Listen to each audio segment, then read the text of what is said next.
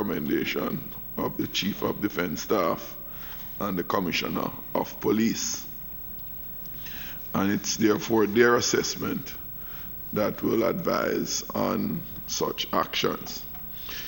But in making the assessment of the states of emergency, the security achievements, etc., I believe ought to be juxtaposed or be taken in tandem with this community, or communities rather, that they operate in. What we never did the last time in inviting the security forces to come is to hear from the stakeholder groups within the affected areas. I recall, particularly in St. James, there have been much cry from the business community about the impact of the crime that prevail and murders that prevail there. There have been utterances from the human rights community, particularly in the initial stages, less so now than before.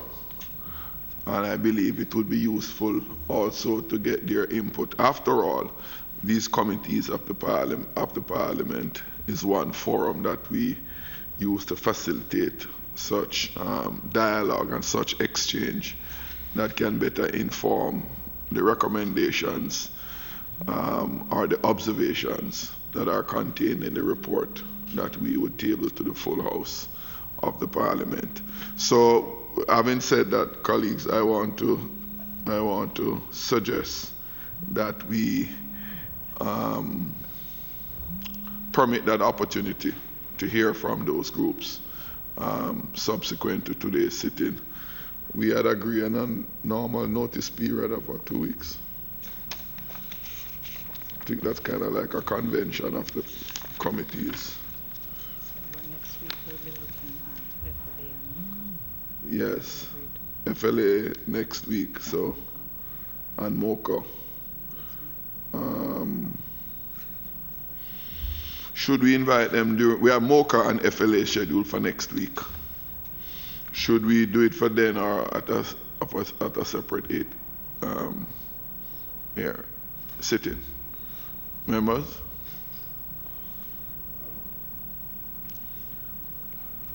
I would want to go for a separate hearing so that we don't, with the other two entities that we are taking on the second. So with your permission, can we agree on that?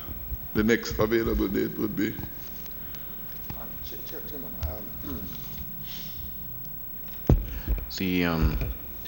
I take it that we are proceeding under 73BC, examining matters relating to national security. Yes. And in conjunction with that, the administration and the administration of justice. It appears to me to be pretty wide, and perhaps it ought to be narrowed to give us some kind of focus. I don't know what particular issue or issues we are dealing with in relation to national security. Would that be confined solely to the operations of the zones of special operation and state of emergency. No, you missed to say no. We had just decided the last time that those were the two we were going to look at, but by no way restricted to. So it is our call. I don't know what you have in mind beyond those.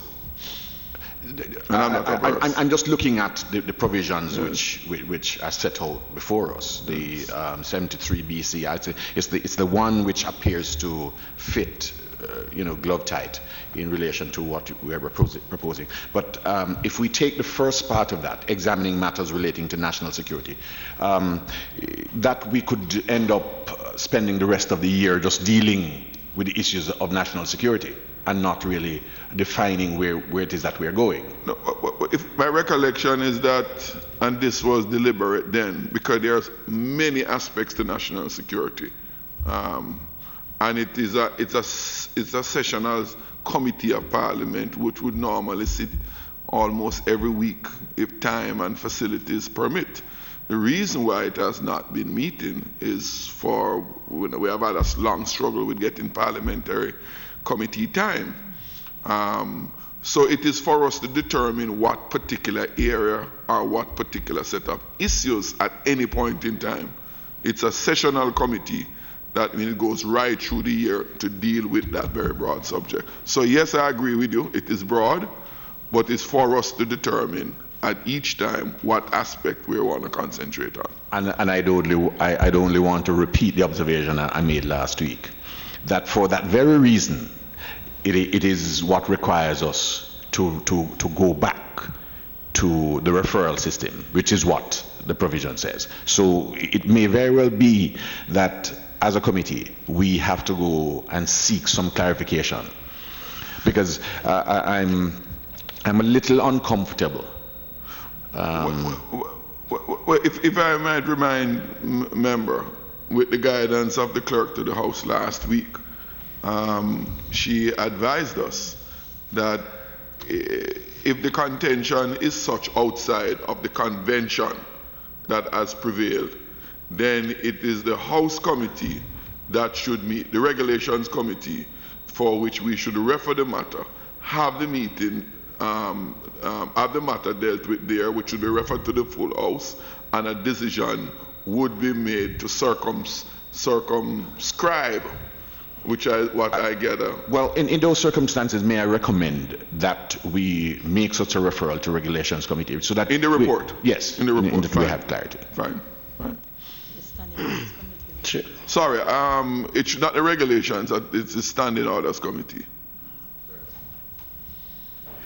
Chair, back to your opening remarks and proposal in relation to getting a wider cross-section to speak on the various security initiatives in relation to the affected areas. In the affected areas. What I would be interested in, Chair, is what would constitute, or who would constitute that wider cross-section. For example, are we going to be engaging, is it the chambers, is it the private sector groups, is it the citizens associations? Because, I think we would have to ensure that the cross-section that speaks is broad and diverse, because again, different groups have different interests that sometimes can compete. Yes. No, point well taken, Member Green. Again, as I would remind Member Campbell, outside of what is specifically referred to in the standing orders is the convention that we function by both here and elsewhere in our parliamentary system. And when we have matters of this nature, the committee can take the decision in terms of how wide it extends. Sometimes we have public invitation on some matters. Invite members of the public to make written submission to the committee, in addition to those that we specifically invite, particularly those established stakeholder groups where we invite. It is our call. But I take your point, Member Green, that you want to make sure that those that we invite, if we decide not to have an open public invitation, that we make sure that we attempt to get a representative group from the community. In my own mind, one that immediately comes to mind is the chamber that represents our umbrella group for the business community. I would also include, which tend to be the more larger established businesses, but I would even want to go to inquire if there's any small business association that are functional in the community, and one place to seek to determine that is through the Social Development Commission in the area to advise on those. We could invite those. We could invite the ministers fraternal in the area, in that they would have a broad interaction with varied community groups, just to give a deep and wide cross-sectional representation from the community. So I would say that we could come up with that list, and with your contribution, we would attempt to make it balanced. So remember, Darlene, in your absence, we have decided that in addition to hearing from the security forces today, we should embrace input from the communities, stakeholder groups that are impacted. And the question that, at the point really, that Member Green intimated to is of significance. How do we ensure a broad enough representation in the groups we invite? So can we then decide on that now? We'll invite the established business, the what's it called? The chamber, the ministers fraternal, the principal. And why the principals association, if one exists, would be critical to this because of the young people who invariably were likely to be students, in addition to the unattached young persons, and that can be even better clarified by the membership in this committee of Minister Green, who has youth portfolio and know of the organizations in the area that are established and existing that we can call upon. So, Chairman, my only difficulty with that is that the different areas and different zones may have their own groupings and not necessarily a national umbrella organization. For example, if you are in Montego Bay or in St. James, they would have their own ministers fraternal. No, if I might interject, member, we are only dealing with the local ones. Only the local ones, not the national. So in the case of St. James and not St. Catherine, we'll not be dealing with the national ministers fraternal. Or the National Chamber of Commerce. It would be the local ones. So you are saying, Mr. Chairman, we would invite all the representatives from the different areas? Yes, in the affected areas. In the affected areas, okay. Chair, what I suggest as a way forward, is if, especially seeing what we have to do today, is if maybe the clerk, and it's a suggestion, could work with the various different groupings, such as the SDC, as you suggested, to compile a list that we look at next week when we come, and we can sign off on. I would, because we wouldn't take them next week or the week after. It would be 2 weeks. It would be further down, so that we don't. Yeah, no, and I take the spirit in that. Except though, if we wait until next week, we'll be cutting down the notice period to them. What I'll take your point to say, those that we sign off on, members can email to the secretary any recommended one, and we sign off that way on them within the next day or two, so that we give them adequate notice. We don't like to just pounce up on them. Let me put out there the lay magistrates. Yes. So, Mr. Brandon, we're going to, so far we are agreeing on the local chambers of commerce. In the case of North St. Catherine, it would be the Spanish Town Chamber of Commerce, the Ministers Fraternal, the Principals Association, the really existing human rights groups that exist. I know there's an active one. I don't know the proper name for them in St. James and in Spanish Town. Which other one, members, that immediately comes to mind? So tentatively, those are the ones for both areas, and within the next 2 days, any of us that come up with any, we will channel them to you, and you include them in the list. Mr. Chairman, I'd like to also recommend any student groupings that may be involved. Yes, tertiary, secondary, whatever. Yeah. Fine. I didn't apologize for my lateness, so I want to apologize formally for we were hoping to start on time today. I would also add now that we invite the Western Bar. Yes, I think they are the ones I was. Yes, yeah. the Western Bar. Yeah. Yeah. That's not the bar you belong to, Member Green.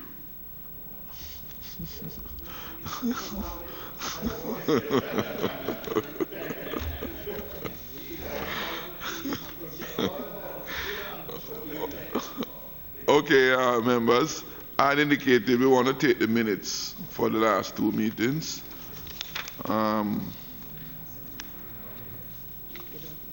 Take the confirmation of the minutes. We have one of October 10th last year. I want to move for the adoption of those minutes if there's no objection. So confirm. I also want to move for the adoption of last meeting of September 11th. If there isn't any objection, any corrections, rather, there be none. Can I ask for someone to move for the confirmation? Okay. All right. There's any matters arising? There be none. We now move to item 7. Can you call the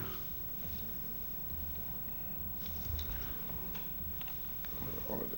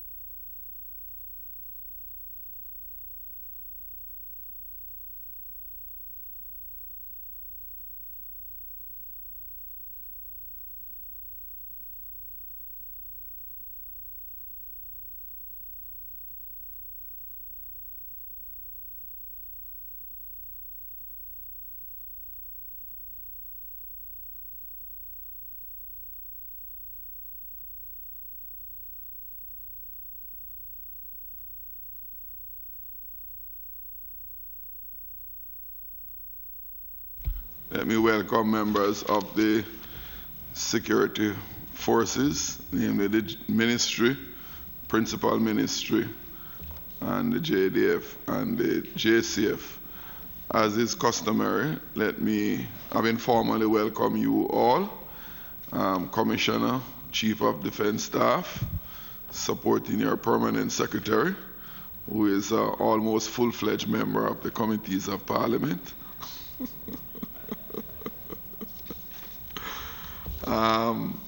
I'll ask you to just introduce members of your team, both for the benefit of members and the stenowriters. Thank you, Mr. Chair and the members. Good morning.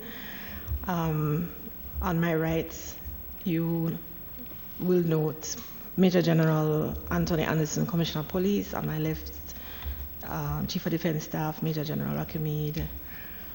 To his left is Colonel Mahatma Williams, and in the rows behind I have ACP Kevin Blake, Miss Paula Wadsworth, our senior legal advisor, Mr. Delroy Simpson, who is my senior director in the Ministry of National Security, and yours truly, P.S. McIntosh.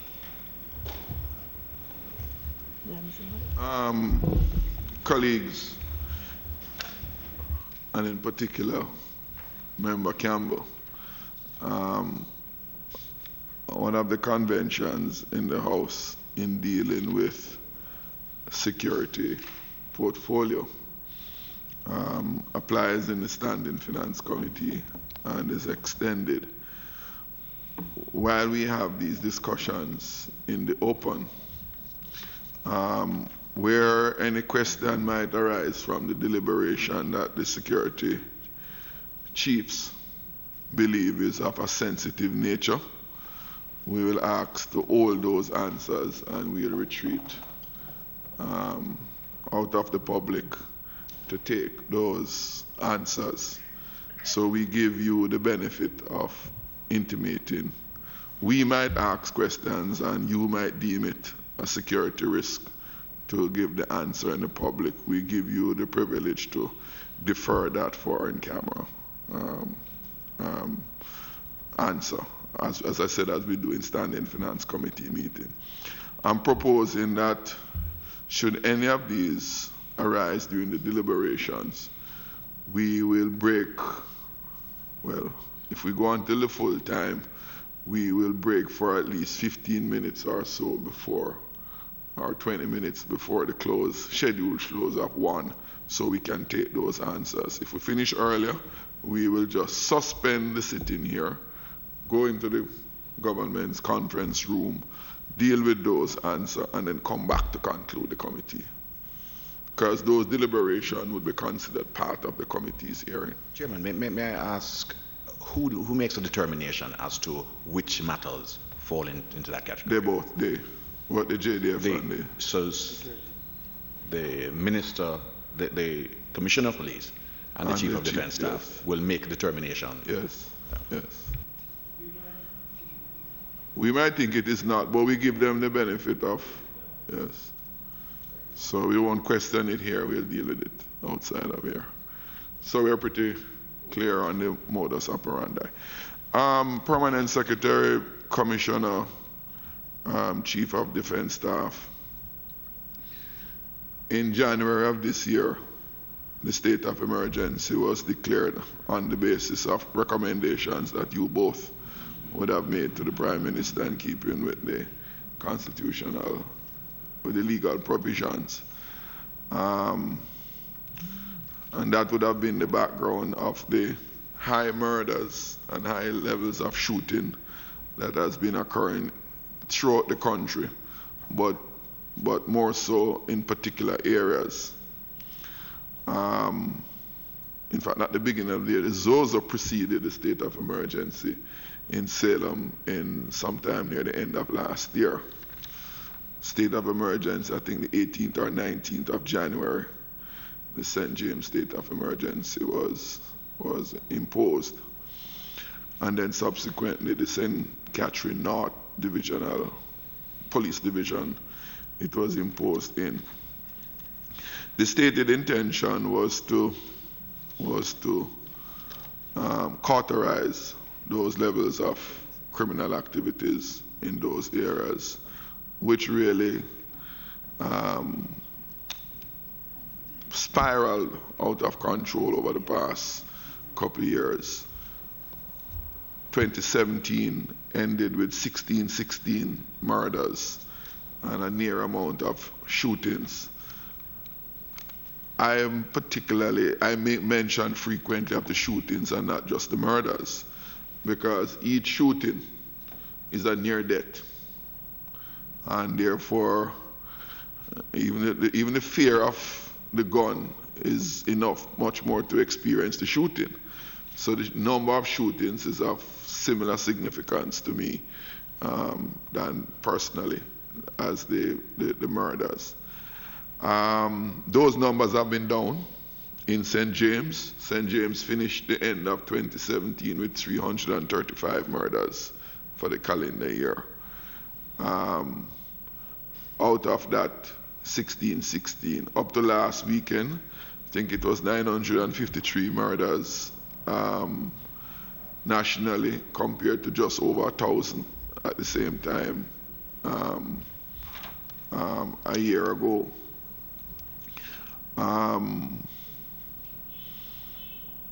What was also stated by the Prime Minister in this House was that, one, the institution of the state of emergency took place at the time because time was needed for preparation.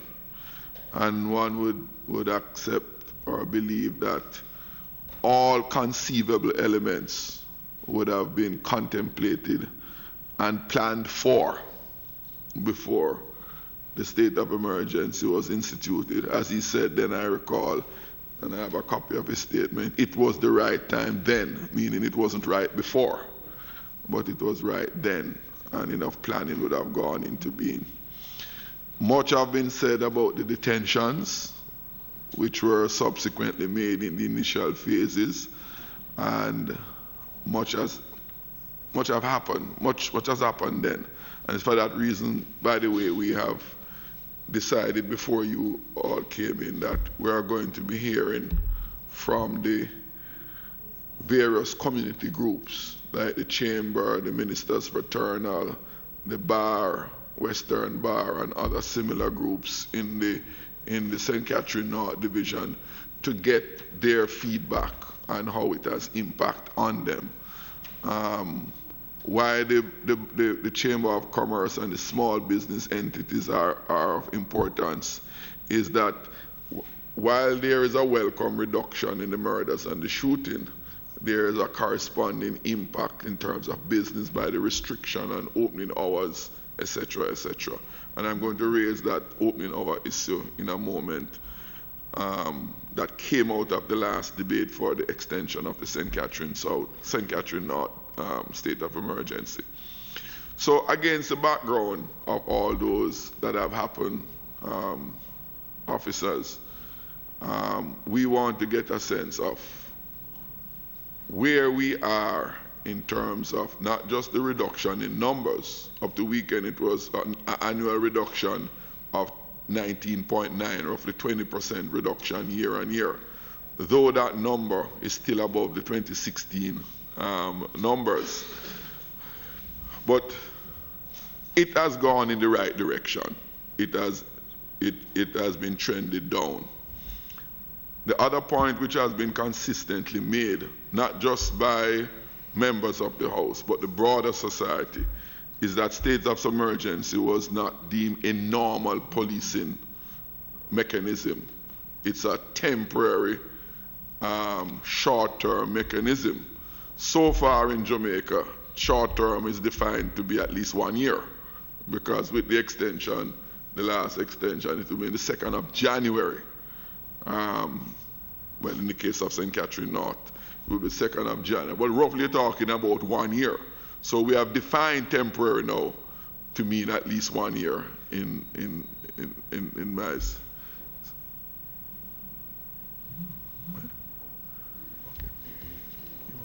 Yeah, sorry. So we wanted to explain that, because some of us was of the notion that the security forces would go in, do what they have to do, normalize the situation, and be out, and normal policing prevail. Now, as I said, normal now, there's a new norm for short term, so far as state of emergency is concerned, 1 year. Personally speaking, when I think of the military being on the streets and the police in high numbers, I have the specter of a police state begin to come into my mind. In that normal policing has been put on hold, and the presence of the military and the dominance of the military on the streets in the nook and cranny of society is now the new norm. And that has been raised with me by a number of concerned persons. So against all of that background, officers, we want you to give us your take, where things are and where you see it going. We also want you to tell us what are some of the challenges that you are facing in getting back to the normalcy in these communities, so that the broader society can become allies of yours, contributors to your effort as security officers, so that normalcy can prevail in these areas, and that normalcy means the reversion to people enjoying their regular rights and freedoms. But lastly, I would want you to to tell us about those opening hours in St. Catherine North. And I say that specifically, Commissioner. Last week in this House, the Prime Minister acknowledged that there was a proposal for the hours to be moderated.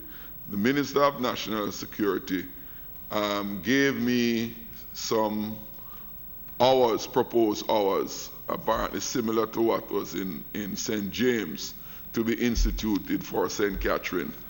The Prime Minister, having agreed with those proposals, having raised it with him, the announcement was here. I understand consultations will be made with the security forces, but up until now, there's no public announcement about those hours that affect the barber shops, the soup man, the chicken man, the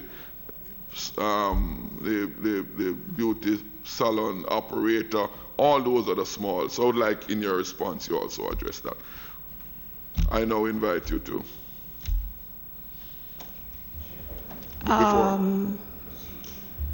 Sure. May I? No, just hold on a second. Okay. It's raising a procedural matter. Are you going to take a presentation from the officers, from the members of the security forces and leadership of the ministry? Or you'd like the committee to pose some specific questions to which they might reply? Or I just want to know how you want. I would suggest, and was inclined and going down the road of having them make the presentation before, and depending on what comes out of if it doesn't address any of the issues, then we ask the questions. Okay. Yeah, I hope that comports with. Okay. Go ahead, yes. Thank you, Mr. Chair. Well, I just wanted to ask for a space to do some introductory statement from the ministry itself, and then I'll allow my colleagues to respond, all right? So first I would like to say, again, good morning to the members, and to start by recognizing the hard work and dedication of our security forces in general, but specifically for their efforts during the ongoing enhanced security measures. Their efforts have been second to none and is indicative of what we can achieve when we work for the common good of our country. And though these measures by their very nature are restrictive, the general consensus has been that our security forces have been able to implement them while reducing the level of inconvenience as best as possible, thereby creating an environment within which the transformation agenda can be facilitated. I know that concerns about human rights abuses have also been largely muted. And it is the ministry's considered view that this is indicative of the skill of the men and women who are on the front lines in administering the enhanced security measures. So that said, Mr. Chair and colleagues, I want to just highlight a couple of points in which the policy implementation is carried out. We recognize in the first point that the declaration of the state of emergency and zones of special operations are creatures of statute or instruments designed and activated by the state as part of enhanced security measures to deal with situations that require interventions which exceed normal law enforcement activities. And we also recognize that the government of Jamaica took a policy decision to deploy the aforementioned measures within an accountable framework to focus on our most difficult areas of the country. We note thus far evidence that is available suggests that the SOEs and the ZOZOs have been important aspects of the government's crime reduction strategy, and the CP and the CDS are here today, and we'll speak to the specifics later on. And I also want to acknowledge that in the 17-18 budget, we had an allocation of about 666 million to deal with some capital but predominant incremental costs associated with the implementation of these enhanced security measures. The initial spend included assets that can be utilized elsewhere within the security apparatus where the need arises, subsequent to the SOEs and ZOZOs and regular security operations. And we are currently conducting an assessment to determine the additional resources that will be needed to support these measures going forward, and thereafter seek the same to be allocated. So the heads of the JDCF and JDF are here and will respond to your specific questions related to the operational aspects relative to this enhanced security measures. And as Permanent Secretary, I'm also here to provide policy framework feedback and implementation support. These are the extent of my comments at this time. Thank you. Thank you, Pierce.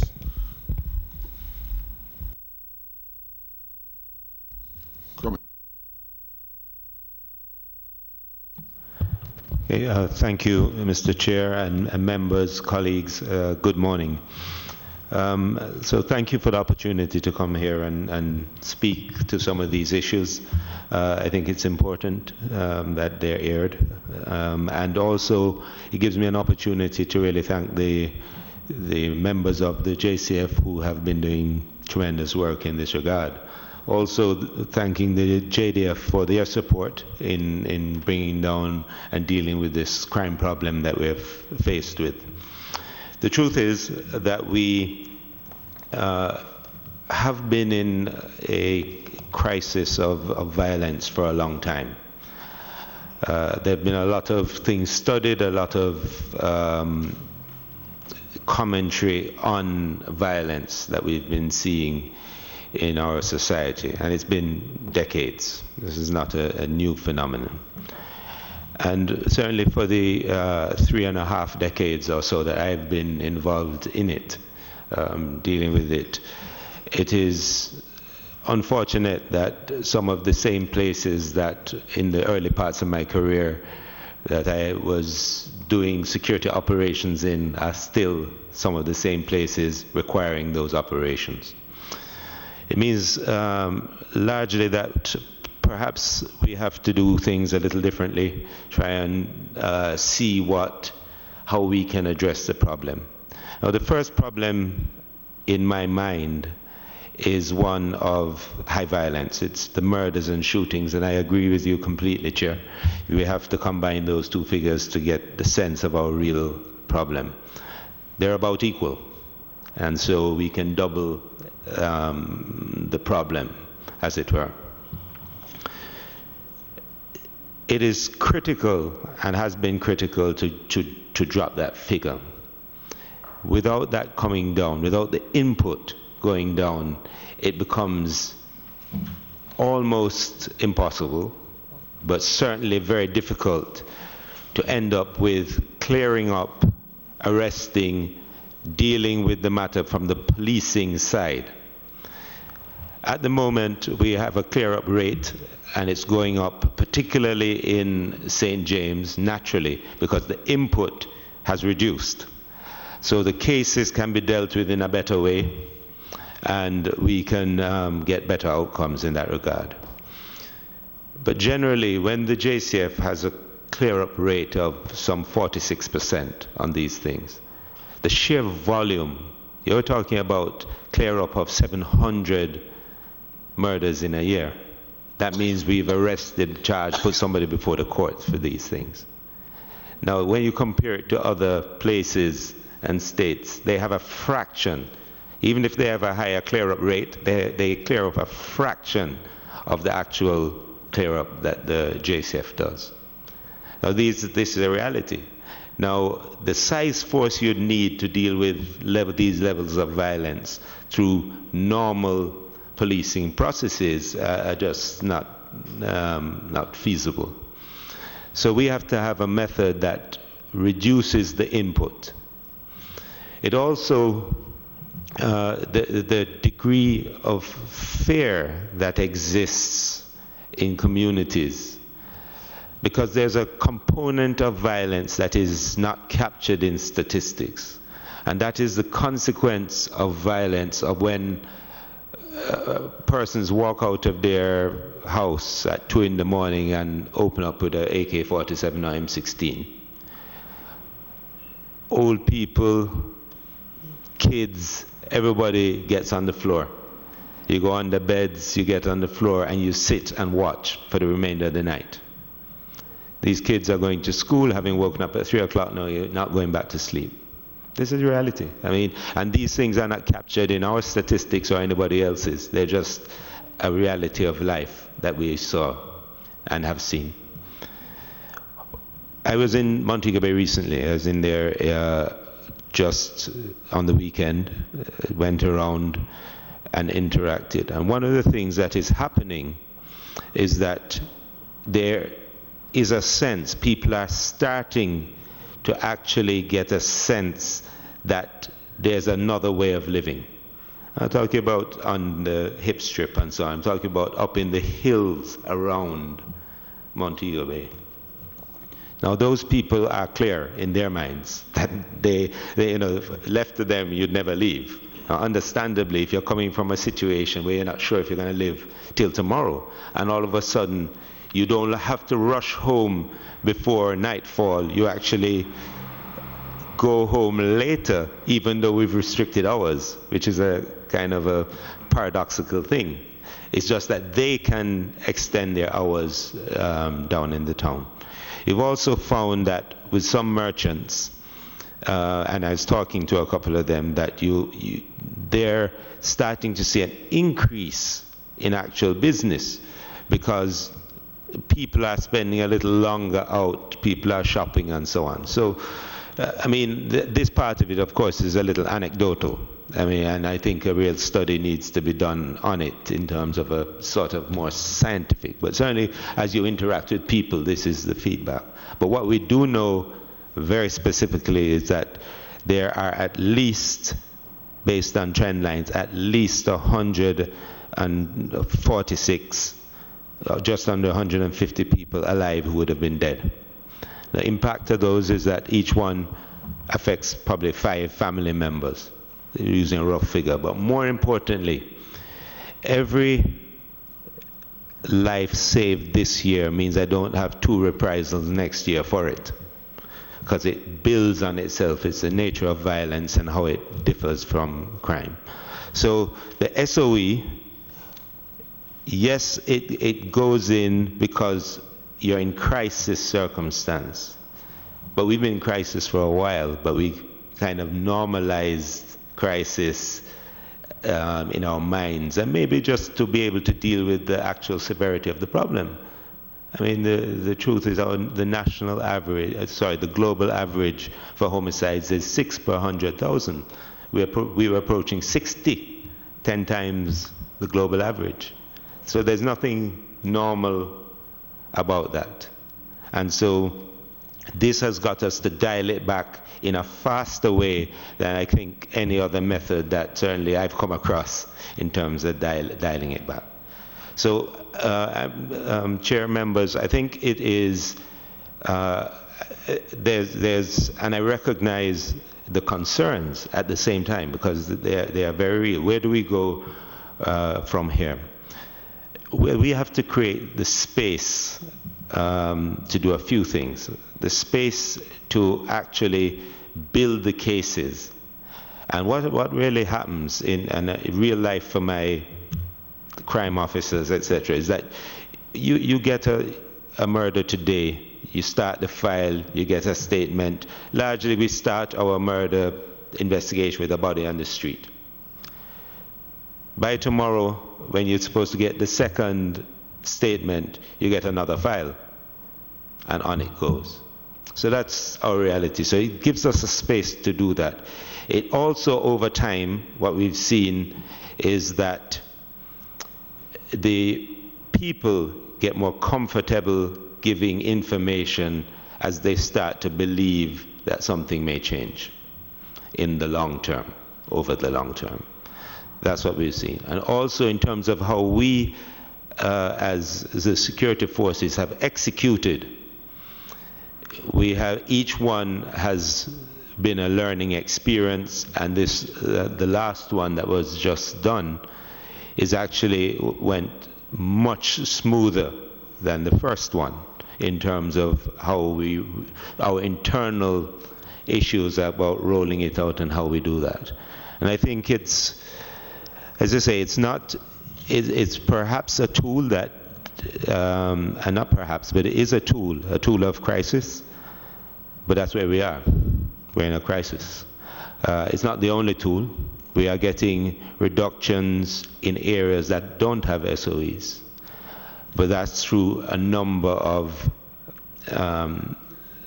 strategies that do take resources, but resources of a slightly different type. But to get those, the nexus, and certainly from our intelligence reports, the nexus between the crime in our highest, most violent areas is linked. And so the actions in some places affect other places, and that's what we have seen. Perhaps, Chair, I'll leave it at that and certainly welcome any questions so I can explain further what we're doing, how we're doing it, why we need to do it, certainly at this time. And really, the end state, I note that, we have other countries who are facing challenges. They're doing similar things in different ways for different reasons. I mean, we had, France just came out to 2 years of it following their own incidents. In the U.S., they signed the 16th year, President Obama, of their state following, because they have a problem. Their problem is terrorism. That's not our problem. Our problem is violence and gun crime. And we're doing many other things to start choking that, and some of which I'm sure the CDS will speak about in terms of how we treat our borders, how we constrict the supply of weapons and ammunition. And then there's a whole other piece of what we were doing this week in anti-gang stuff with the Ministry of Education to stop the inflow of members to these gangs. Some of these gangs have been around for decades.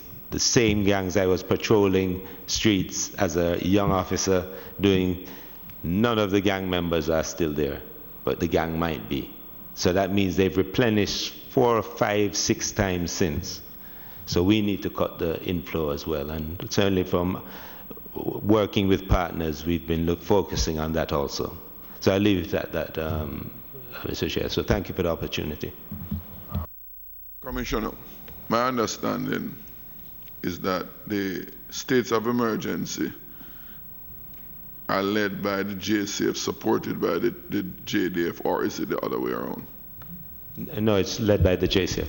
By the JCF. So the JDF provides support. JDF provides support to, right. But what the act, the legislation does is give a bit more freedom of action of how we can deploy those different resources, and where the JDF can bring its particular skills to the problem. Because even when you have a state of emergency, every other matter, every domestic dispute, every quarrel still requires police attention. We don't just focus on violence and high violence stuff. Within those areas, normal policing takes place in the same space. So we still have those responsibilities, Chair. I would then invite the Chief of Defense Staff to make his own opening remarks, and then I will then open up the questions from there. Proceed. Thank you very much, Mr. Chair. Thank you very much, members, for inviting us and giving us the opportunity to address these very significant matters. I could start off where the Commissioner ended in terms of the question asked by the Chair in terms of lead and support. If you put it in a wider perspective, not just the state of emergency, but looking at internal security challenges that we face, the internal security is primarily a matter for the police. And so anything that the JDF does with respect to supporting internal security is supporting the police.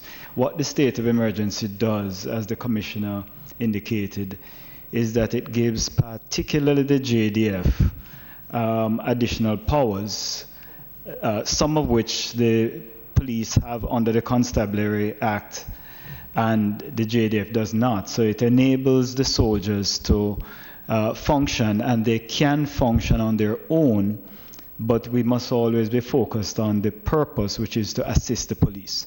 So even if the soldiers are on their own, the purpose is to assist the police. So internal security operations are by their very nature police-led and supported by the military. Where you may have operations that seem to be either external or of a different nature targeted at the state, then the military may lead on such operations. The question was asked about, when we would get back to normal, and it's a part of what I'd like to address in my comments. The Commissioner mentioned situations faced by other countries and how they respond to it. And the question we may have to ask ourselves is, what is normal? Do we measure normal by whether special powers have been enacted and declared? Do we measure normal by the numbers of troops and policemen that are out on operations? Or do we measure normal by the level of crime and violence in the society? And is it a certain state of affairs that is within the scope of normal policing, for example?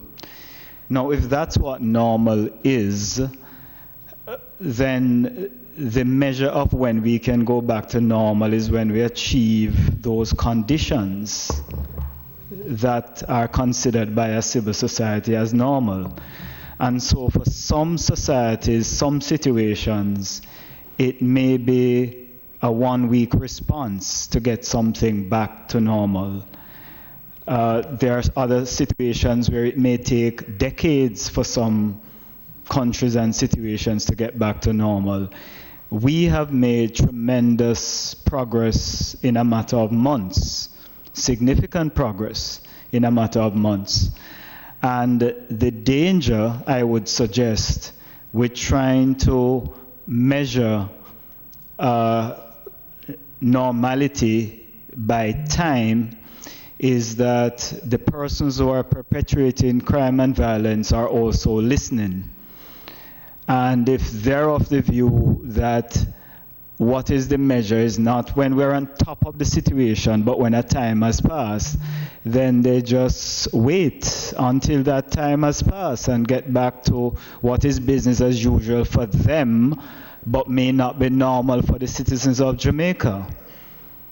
So, again, Mr. Chairman, you offered us the opportunity to probably not address all matters in the public forum, and I would dare to say that even if we had a sense of what timeline might be reasonable to expect, you would need to consider, members, whether you want us to reveal such information to those who may just want to wait for an opportunity to be back on the streets. Okay? Then there's the concern about whether we have a long-term plan. This seems to be a short-term methodology. I can tell you from the Jamaica Defense Forces perspective that the JDF has, as a part of its nation-building responsibility that it has taken on, short, medium, and long-term interventions as a part of the national plan. So in the short term, we have to respond to the police, to assist the police. There are citizens dying and some at risk being shot at, and they could also die. We cannot ignore that while we try to put in place the other aspects of the plans the JDF plans that I'll mention. So there's a clear and present danger and urgency right now for us to respond with the tools that we can, legislative and otherwise, to make a difference. And we are doing that. The figures are there. As a part of the medium-term plan, we are increasing the capacity of the JDF in terms of human resources and equipment to get a better handle on the situation, things like border control that the Commissioner mentioned. We're getting the first of what will be, I hope, will be a few surveillance aircraft. We have increased other resources. I can elaborate if I have time later on the resources we are putting in place to be able to understand our domain. We're an island, and I am aiming to provide for this country the ability to understand what's happening in our domain, land, air, and sea, so we can know what's happening, control things that are coming in to some reasonable extent, which is all contributing to the violence. Building out the forces, building out the resources takes some time. That's a part of the medium-term plan. And we also have partnerships with various nations for that. The long-term plan, it's long-term because of the time it will take for the effect. It's not that we're going to wait a long time to do it. I have started the long-term plan as far as the JDF's input. The Jamaica National Service Corps is a mechanism that I implemented last year to take youngsters off the streets. And it's a part of the long-term plan. I can tell you why. I have 1,000 more youngsters employed now doing something useful than last year.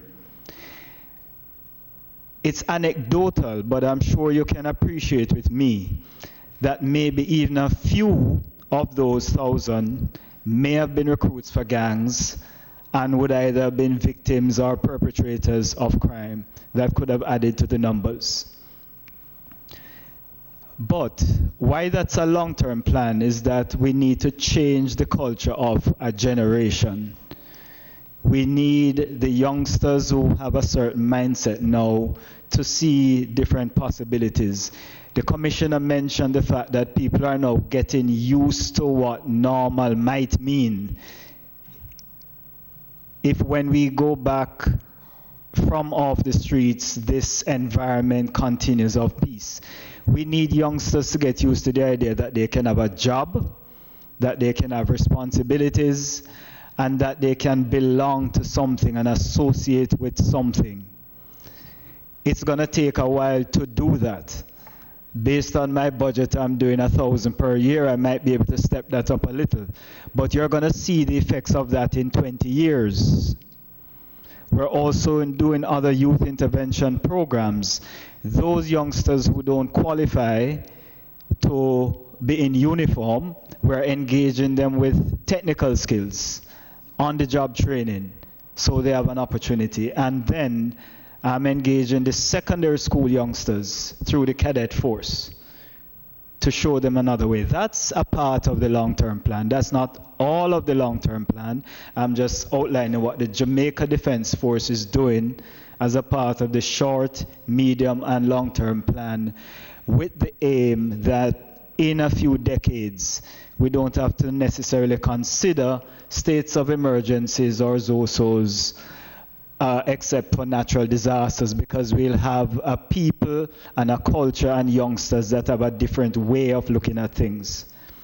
Right now, what we're doing with the short-term response is we're removing some of their capacity for violence and their opportunity for violence.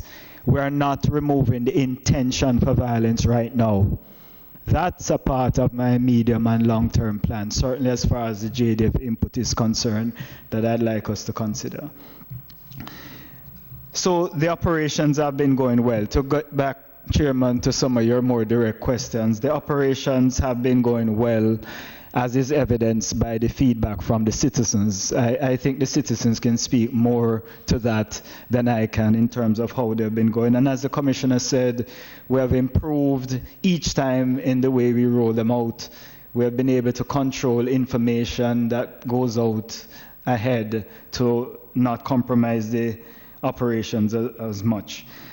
There have been a lot of successes. The most obvious measure that persons look at are the murders, and you can see those figures by any account that's a success. But the success is actually greater. People can live normal lives. You may recall in St. James, when the first operation started, we had initially, as I recall, some cancellations of visitors. As far as I know now, we are now having better figures than before. So again, the environment is one of success, I would suggest. We were asked about challenges, and I did mention that we're building out our manpower. I have had to use even some of the Jamaica National Service Corps persons to assist with operations. And so we continue to build out. It's not a challenge that's beyond us because we are working on the solution. I've also pointed to equipment. We're getting additional equipment. It takes time. We have the financial approvals, but it takes time to get the things in. And this is not the place for it, but I will indicate when the opportunity comes for the review of the ZOSO Act and other legislation that there are adjustments that the Parliament might want to consider that may make us even more effective. And we understand that we may have gotten quite constrained legislation initially because you did not know exactly what we would do with the powers. I think you have seen that jointly the two forces have acted maybe beyond your expectations in how we have handled these extraordinary powers that we have gotten. But there are some aspects of the legislation that are not as efficient as they could be. So that's one of the challenges that when the time is appropriate, we may seek to address. So I think I will stop there in terms of my initial comments, and I'm prepared to elaborate and answer questions, Mr. Chairman, when you so choose. Thank you, both Major General and Major General. Members, I want to open it. Mr. Chairman, I have a number of questions, but I'll start at the bottom. One thing that jumped out at me, and as we go along, I'll ask the questions, but one thing that jumped out at me, Mr. Chairman, was the matter of the service corps. I remember the Prime Minister mentioning that this would be part of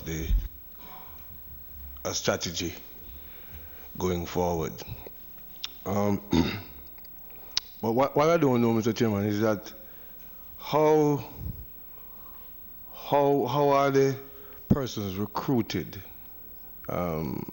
Major General said that he would have had by now over 1,000 persons.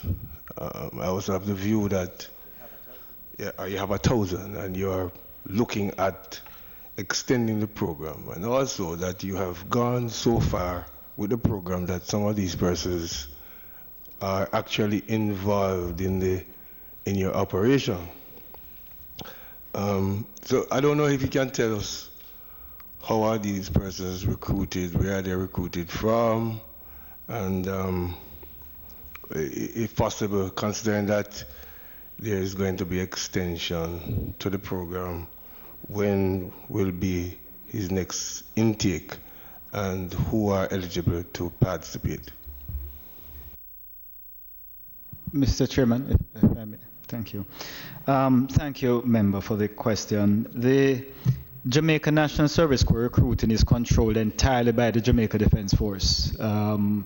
We take recommendations, suggestions from any Jamaican citizen who would like to recommend persons. We advertise sometimes if necessary, but the process is controlled entirely by the Jamaica Defence Force. I have a team of officers with a set of recruiting conditions that once they apply, they will recruit them. And I have the last word on who is recruited if I need to get involved with that detail. We actually take an intake every quarter, so it's 250 per quarter, so every 3 months we're actually recruiting. So we actually encourage persons who are interested to keep applying. because as soon as we have one batch up, we are processing names to get another batch ready for the next quarter. So indeed, the next batch will be October. By the 28th of October, we'll be sending another batch to Newcastle. I think we have the names for those already, and immediately we will start taking applicants. Now, the process, if we are short of service persons from a particular region, we will sometimes go and do live recruiting there. So, for example, last year, when we realized that we'd be doing our major operations in the West, a part of that strategy that was not very obvious is that we were not just going to do the ZOSO and then the SOE and detain people. I also went to recruit them. I went with a message that those youngsters who wanted to be on this side of the law could be recruited. And in the first go-around, we didn't get very many, and we went again. So because a part of the JDF's medium to long-term strategy is to have troops placed all over the country. So traditionally, we'll be focused mainly in Upper Camp, with some in Moneague, and then we deploy to where they are needed. Now we're going to have an entire battalion plus located in Western Jamaica. And I don't want them to be too far from their families. So I'm recruiting from the West to make sure that those youngsters will be close. So you will see targeted recruiting like that in some areas, but any youngster between 18 and 23 can apply online to be considered. But just to complete my answer, those who don't meet the matriculation requirements to be trained in uniform, as I mentioned, I have the other programs. So all persons can apply, and if you don't meet our numeracy and literacy requirement to be trained in uniform, they can be considered for our technical interventions and OJT programs. Just a follow-up, Mr. Chairman. So you're saying, Major, that the priority is given to those persons who are in the areas where the ZOSO is concentrated? Mr. Chairman, if I may, I gave one example of where that was a part of the strategy. So we do recruit from all areas, including where we're doing operations. In fact, sometimes the soldiers will encounter youngsters, and when they ask them their ages and so on, if they should not be in school, they'll recommend them to join. But it's not only the areas of operation that we recruit from. We're recruiting from all of Jamaica. But sometimes I'll tell my officers to focus on particular areas if it will support an operation or if I am deficient of persons from that particular region.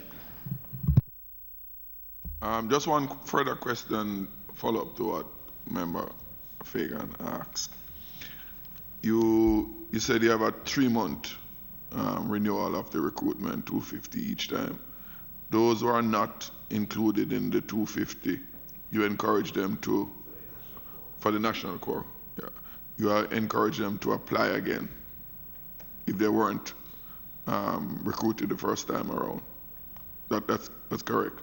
So, Chairman, if they were not recruited in this batch because they didn't make the cut, but they qualified and met all the requirements, we normally just roll them over. They don't need to reapply. Once we have them in the database, we'll have them standing by for the next time. No, that was where I was going. It is those who do not meet the requirements that may divert to other programs. Okay. Or for them to upgrade to become qualified. Nobody have answered my concern. Yes, sir. You keep a database and you can roll them without them having to apply again. That's correct, sir. Member Eroy? Thank you very much, Mr. Chairman. Good morning to everyone who is present this morning. I want to place it on record that as a member of Parliament, one of the chief servants of the country, that the area that I am so designated to negotiate on, which is St. James Central, and that is dead center, St. James, that I want to place on record that the citizenry of that area, geographical area, is very happy, very comforted that we are enjoying the fruits of the SOE and the ZOSO. To the fact, Mr. Chairman, that I want to also disagree with your remarks in your opening remarks, or some part of it, where you said normal policing is put on hold. I want to say categorically, sir, in my area, that is not so, because I still know the police officers that I know by name and by face, that they're still doing the traffic control. The detectives are still doing the investigation of the various crimes that would be perpetrated, and know that the court proceedings are still managed by the JCF on the local turf, and also police checkpoints.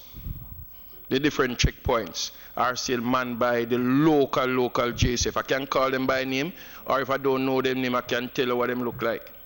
All right? What, on the other hand, Mr. Chairman, the citizens of my geographical area, again, I know that they are now being recultured, and they are getting comfortable with the presence of the joint patrol, to the point that they are now feeling that they have an entity or someone that they can now pass information to.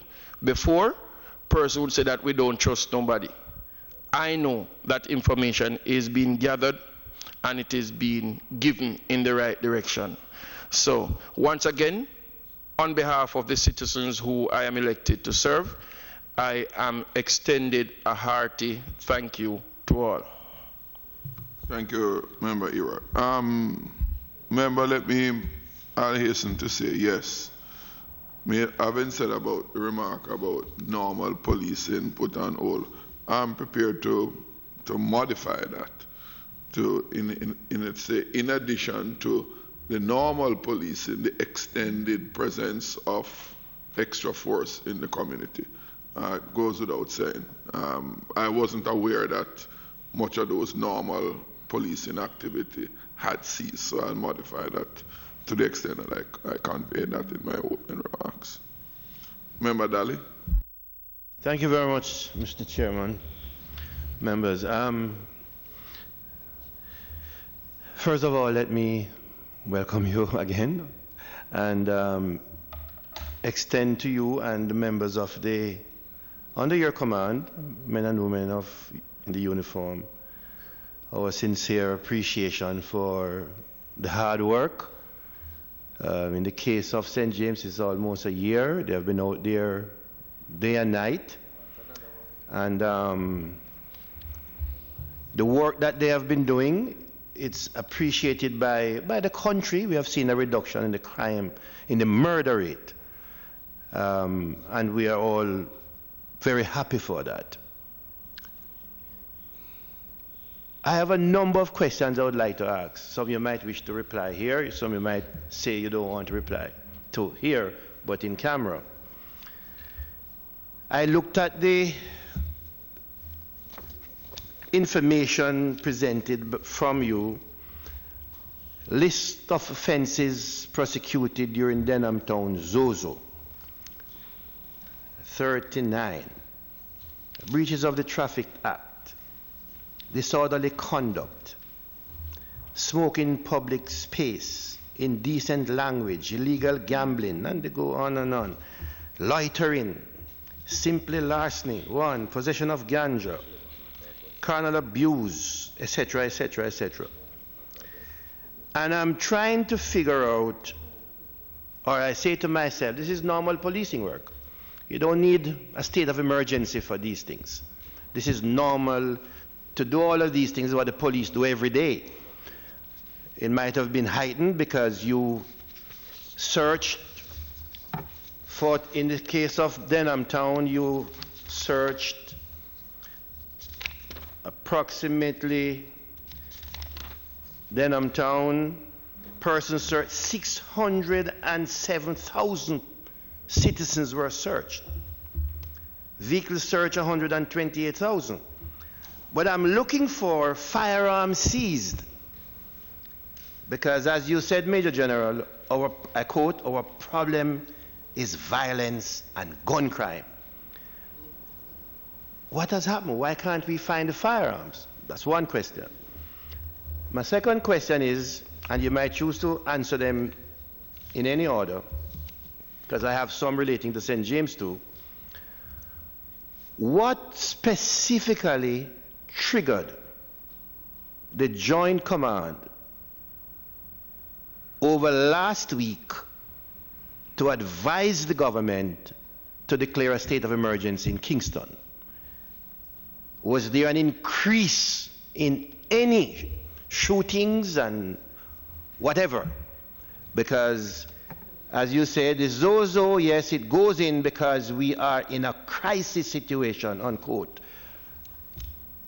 We have supported on all occasions the extensions because we believe that the citizens in these areas with such massive presence of police and military must feel relieved and feel happy and feel safe. What triggered your recommendation to advise the government to have another state of emergency in the areas in Kingston which were declared on Sunday morning?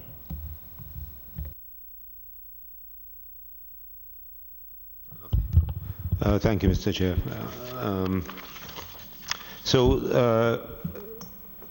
Member, let me answer the first one first about this list of offences prosecuted.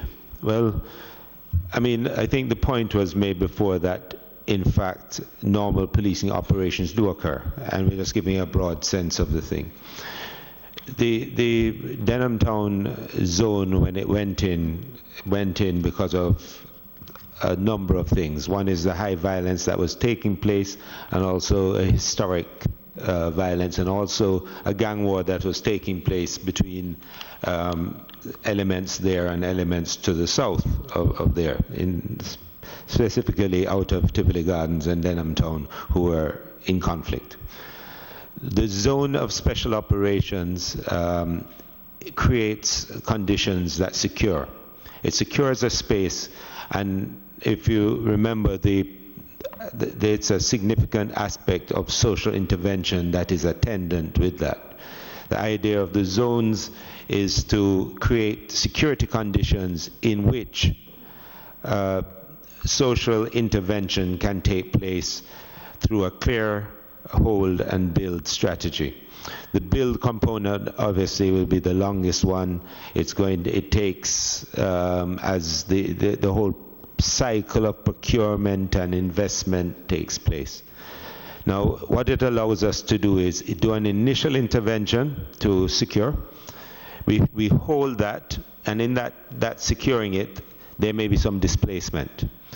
We hold the area so that normal community structures can start to function.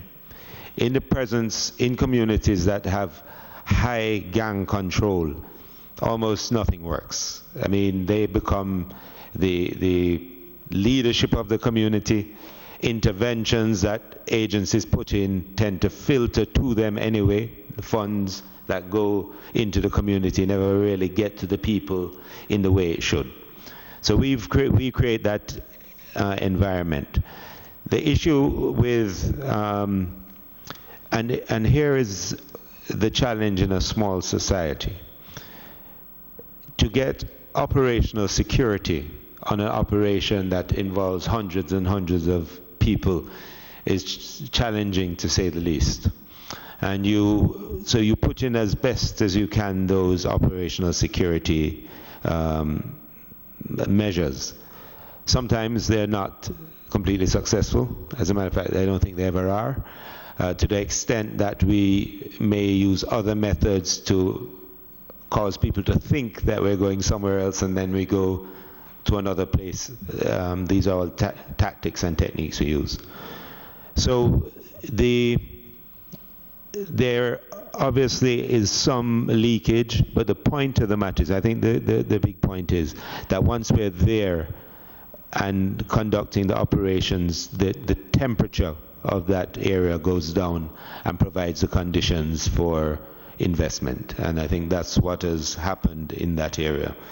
With respect to the state of emergency in Kingston, that area described and bounded by those boundaries all have for a long time and currently significant numbers of shootings and killings. In the West, you see that the balance of shootings and killings changed slightly than other places, largely in my mind because of the presence of KPH there. So the KPH, Kingston Public Hospital, and its proximity. But when you start taking them collectively together, it's a significant amount of violence that takes place. The other thing is that there are linkages. From an intelligence perspective, there are linkages between a number of these areas and other areas that are experiencing challenges.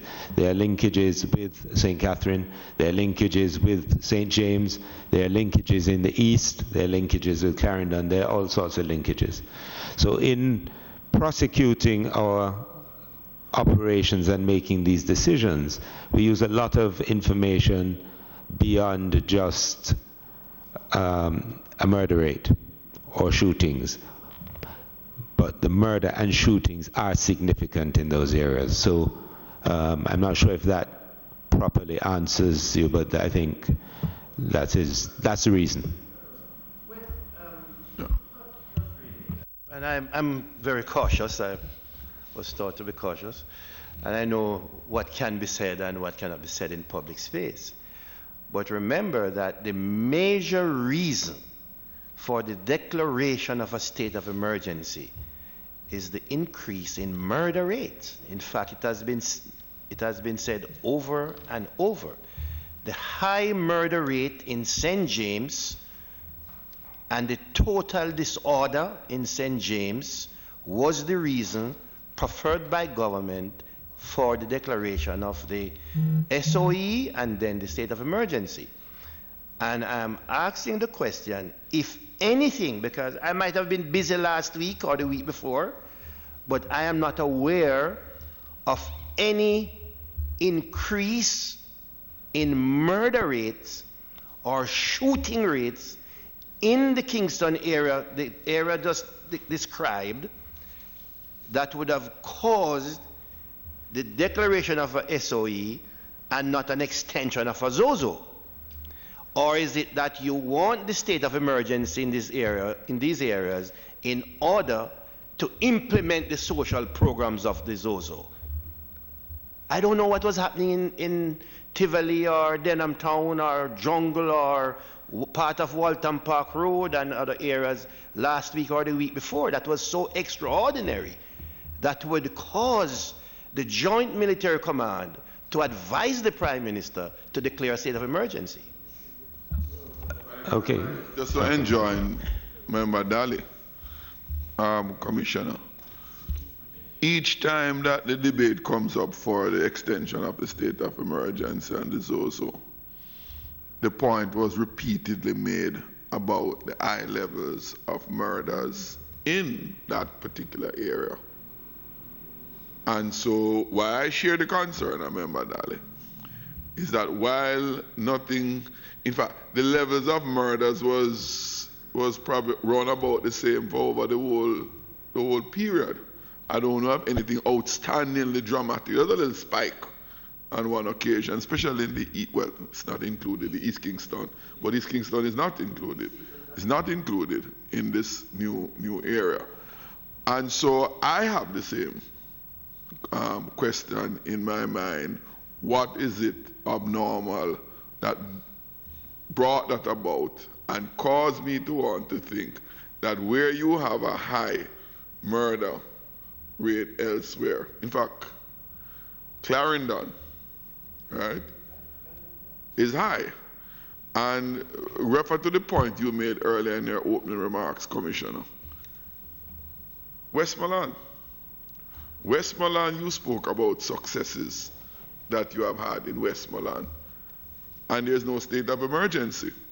And so the bit of challenge I have is that if you were able to cauterize situations where you have spikes without a state of emergency, what is it that informed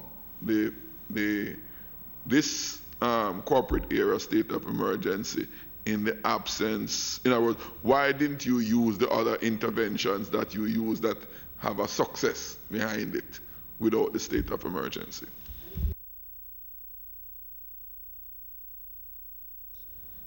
Say in the last month in that area, you could share with us because it's the public knowledge. Is it South St. Andrew? That area is called what?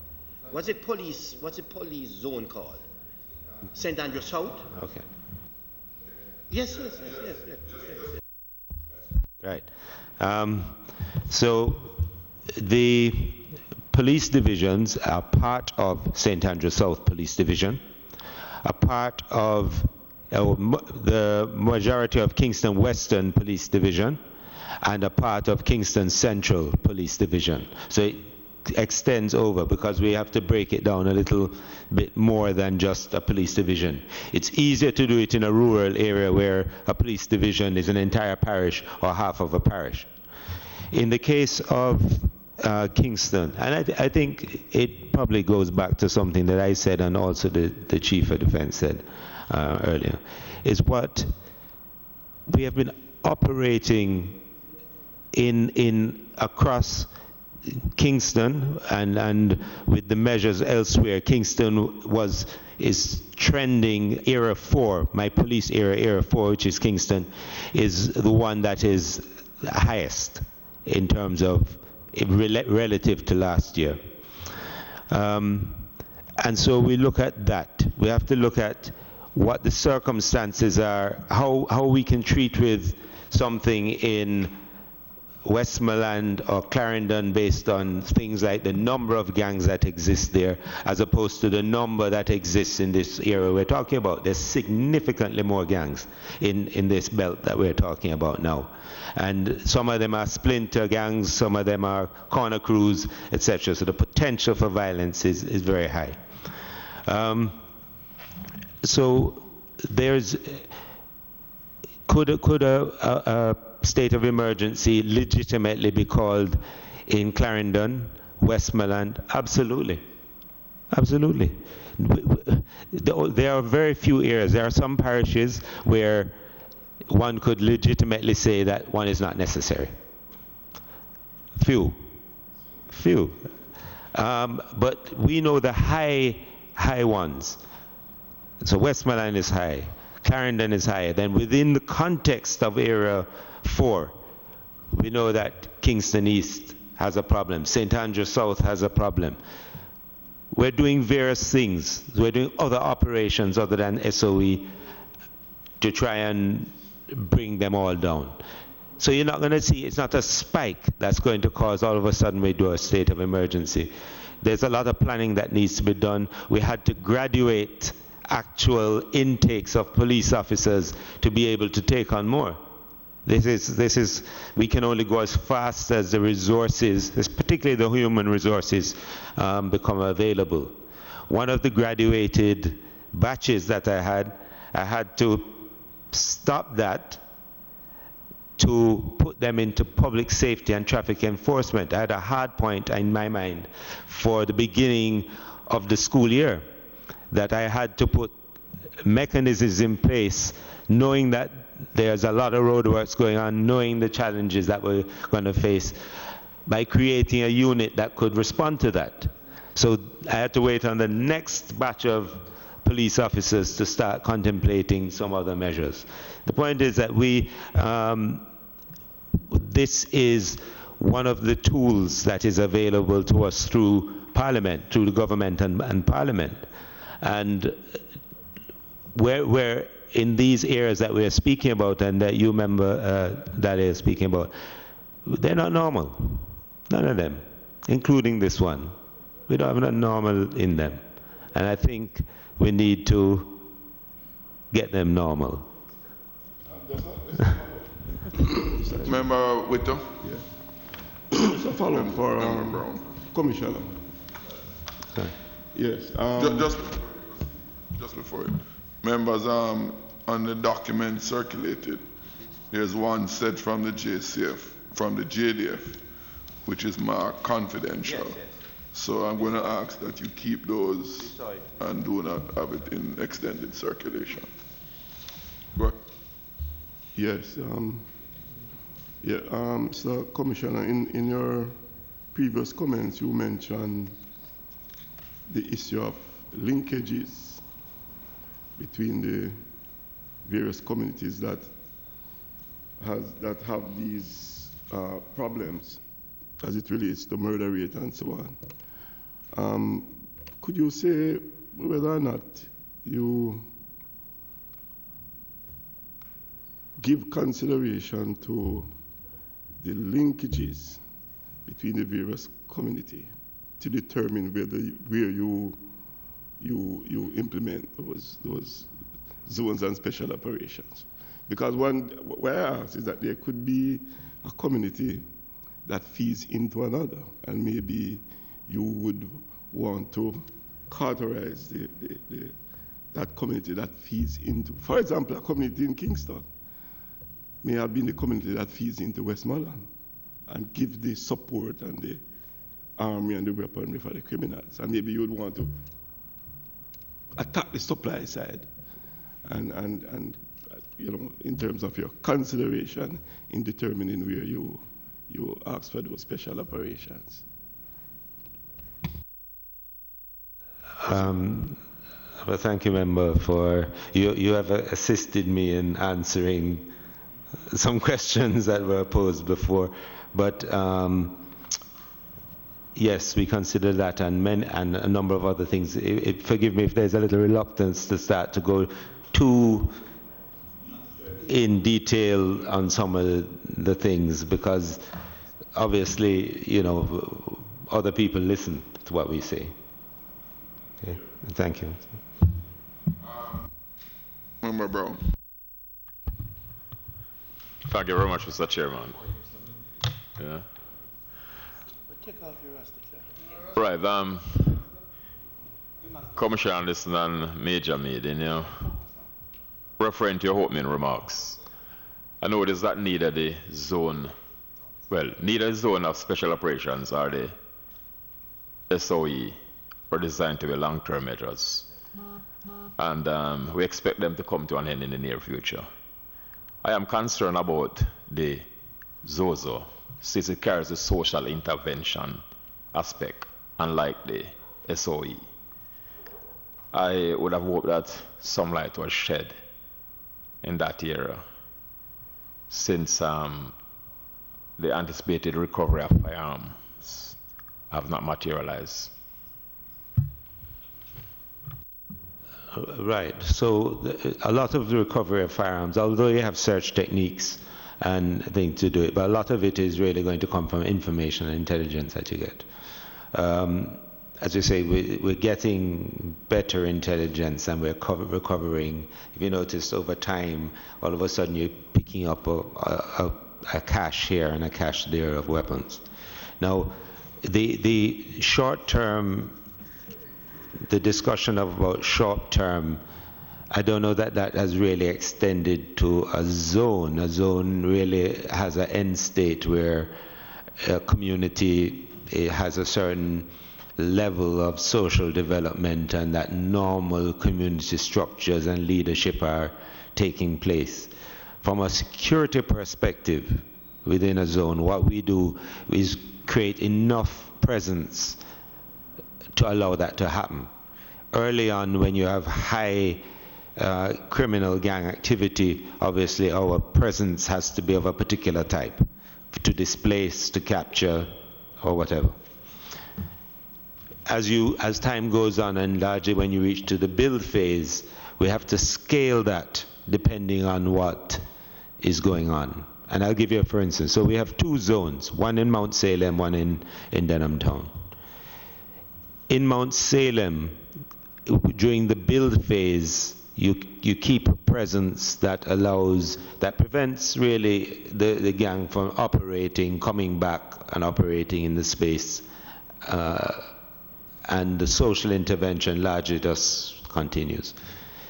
In the Denham Town zone, you have to be very present whilst social intervention is taking place, because this has historically been a means of acquiring wealth through social intervention of these same gangs.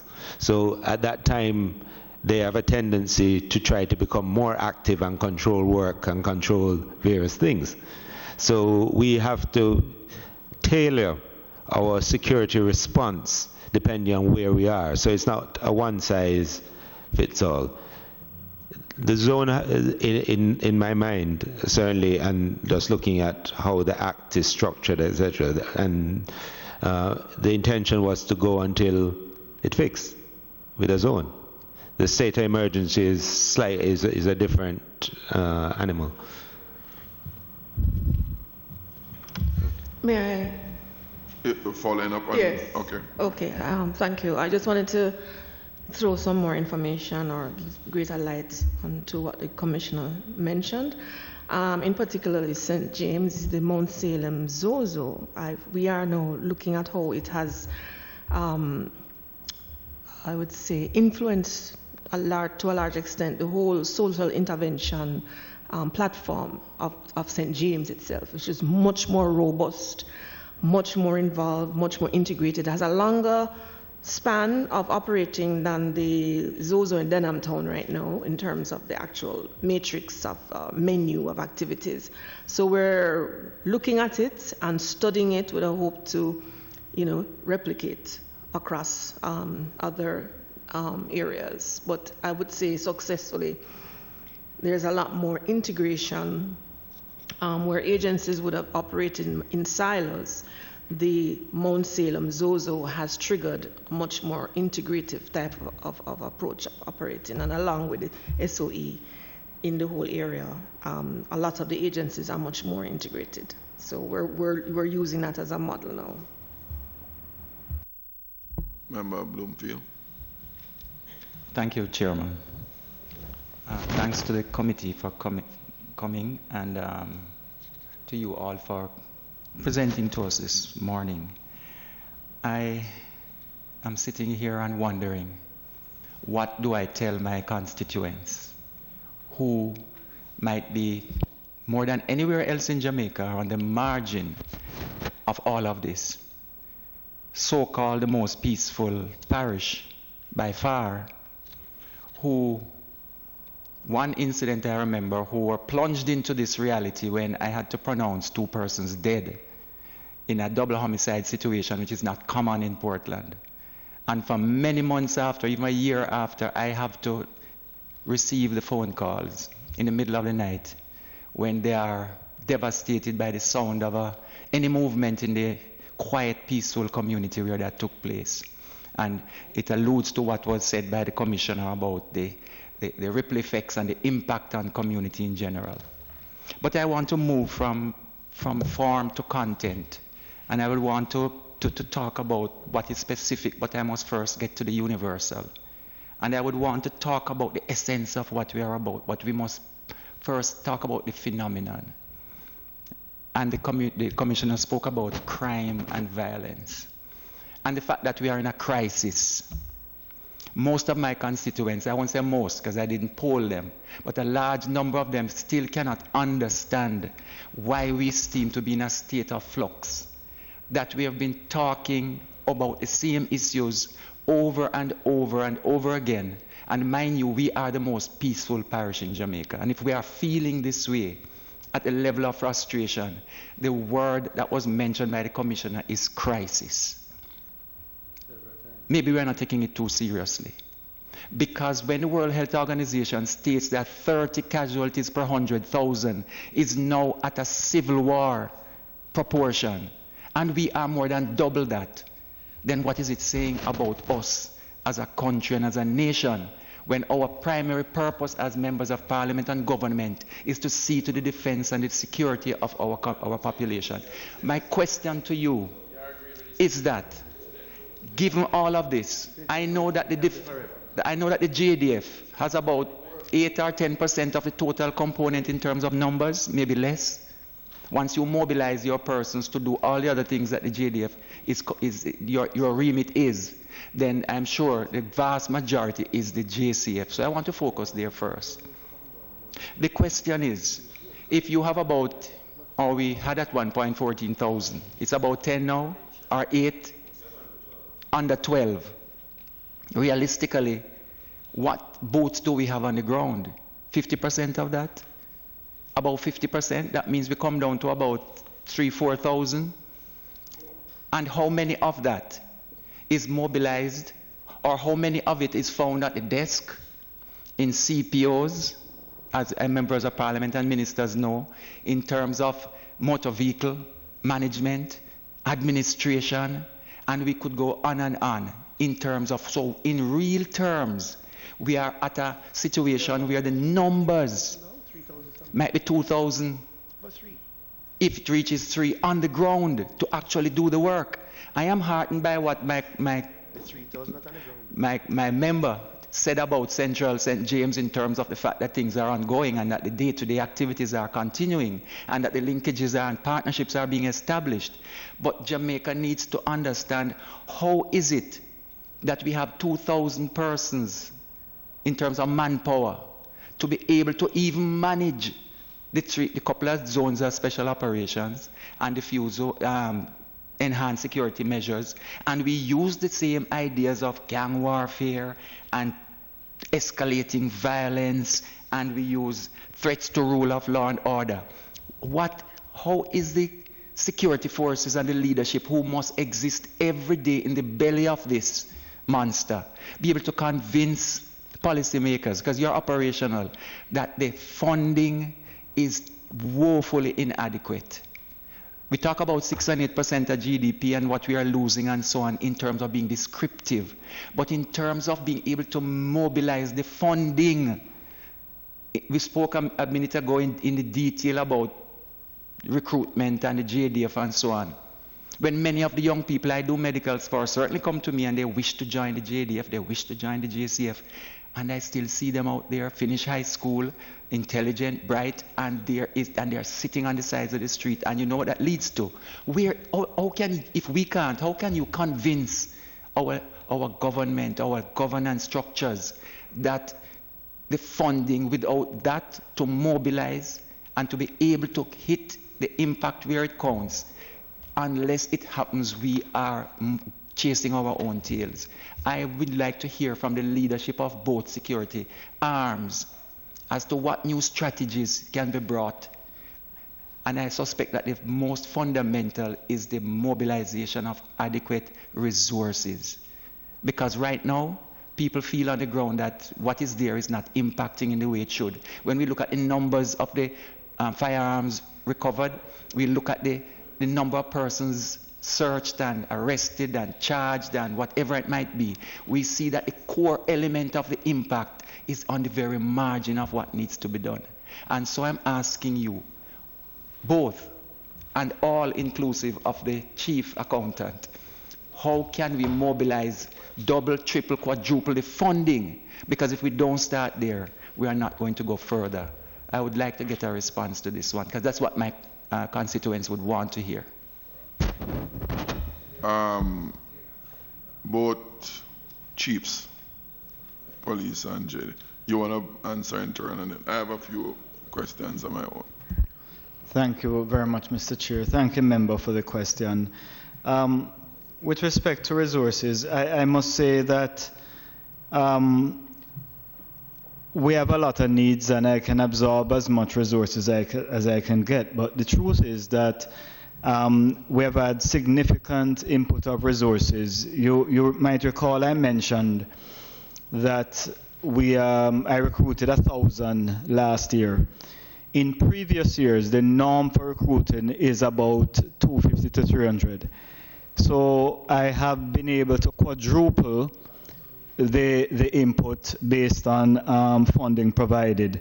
I also mentioned some significant expenditure, surveillance aircraft, getting in new helicopters, vehicles, and so on.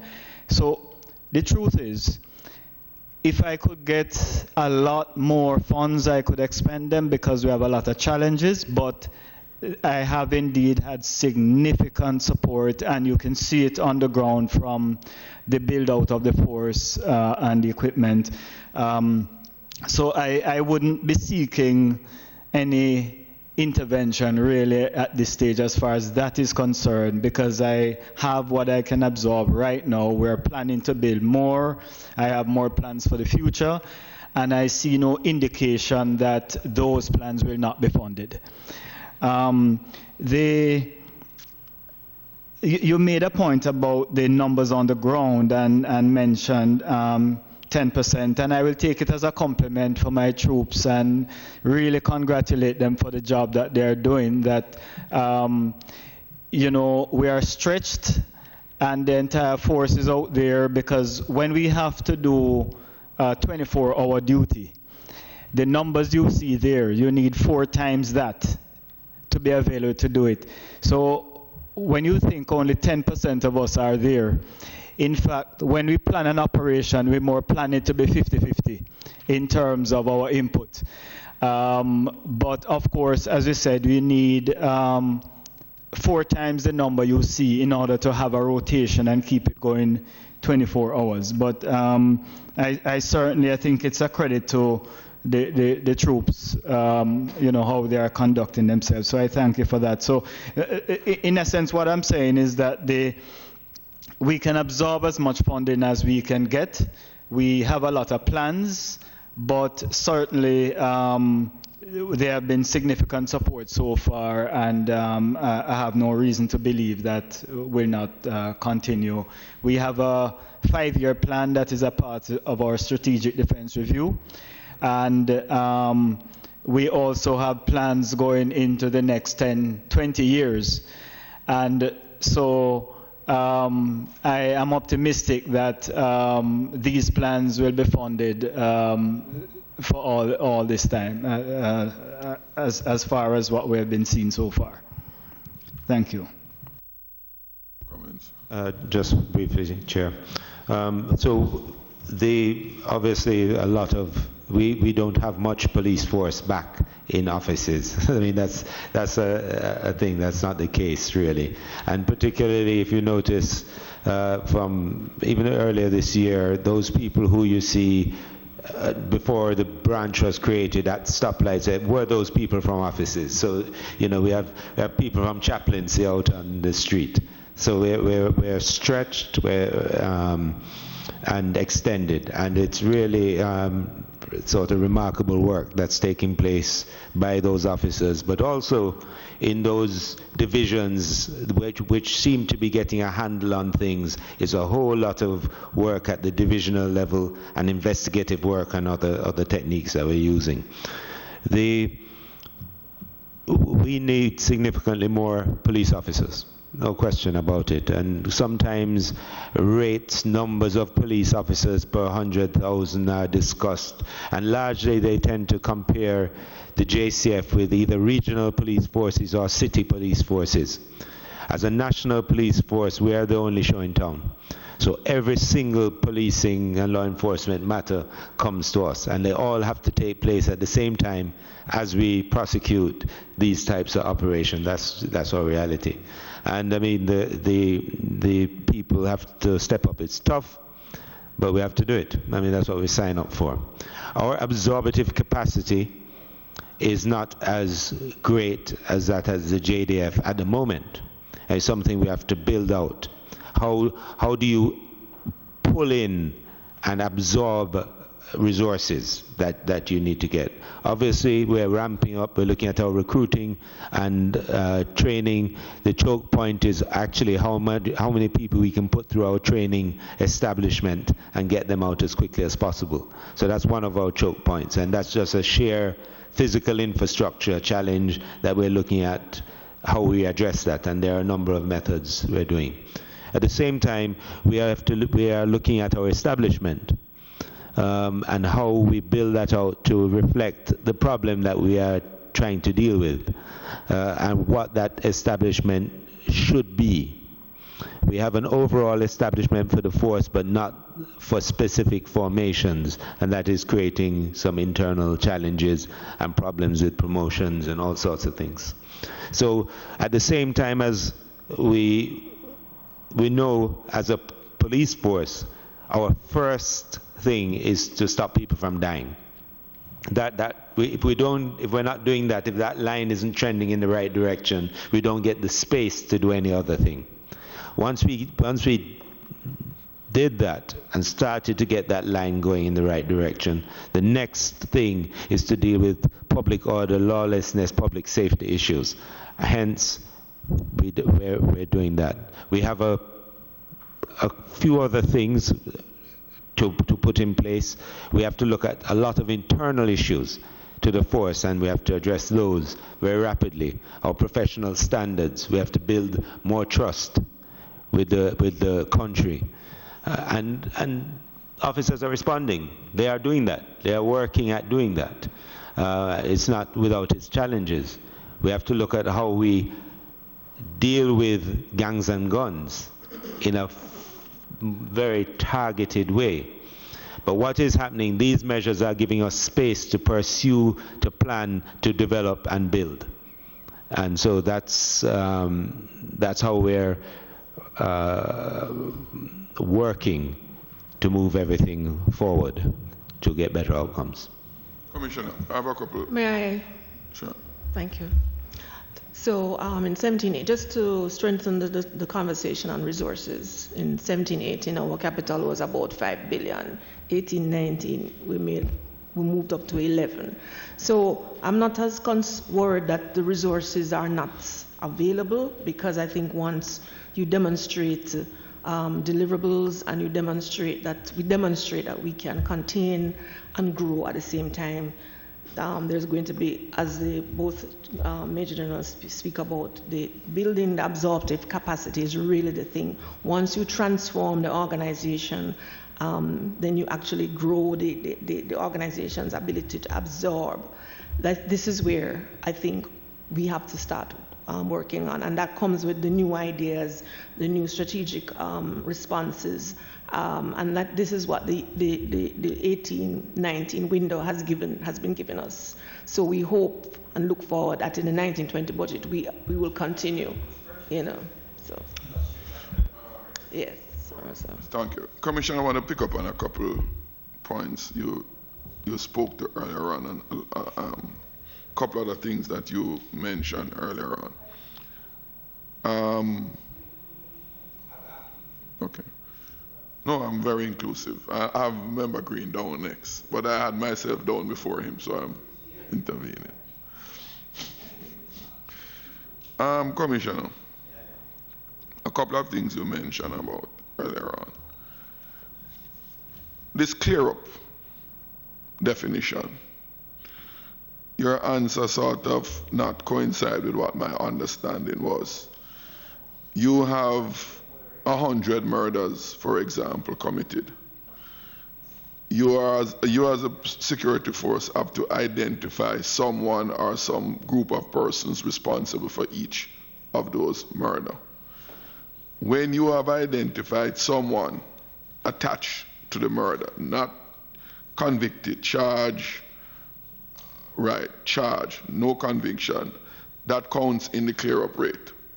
So if you have 100 murders and persons identified and charged for 50, you would have a 50% clear-up rate. Is that correct? Arrested and charged. You'll have a 50%. Now, whether or not those, or how much out of those go to trial and subsequent conviction is another issue altogether. So, Chair, so those are international definitions, yes, really, of clear-up. So it's a matter of those who you have able to identify somebody responsible for that murder. Well, identify to the extent that you can arrest and charge them. So that means you have to have a file with sufficient. So, for example, now look at the numbers for 2018. of the 953 murders up to last weekend, you have a clear up of 441. Therefore, the difference of that, you have nobody that you have charged for those. So those will be the subject of still ongoing investigations. Right. So you have over 500 murders right. So far for which you have no clue yet. Or haven't charged anybody. Let me yes. You haven't charged anybody yet. Right, because the evidence has to reach it. So quite often, just because of our intelligence, we know in a very short time who did it. But between that and evidence is another. You have not gotten there. Piece. Okay. Now, Commissioner, the country was told that a great number of the murders in the country was perpetrated by gang members. And that establishing that gave rise to the creation of the anti-gang legislation, which was intended to give the security forces greater legal reach to those persons who are in the gangs and by extension their activities. I hear mention about issues with the anti-gang legislation because as a legislator, I think I speak for all of us members at the time when the anti-gang legislation came before the House. We were all delighted because we want to strengthen the capacity of the security forces to deal with gangs. I would have taken it that knowing the process, and those cabinet members can attest to it, the process of developing legislation requires consultation with the stakeholder groups. And in this case, one of the principal stakeholder groups would be the JCF and the JDF. Is it that legislation passed and then was inadequate?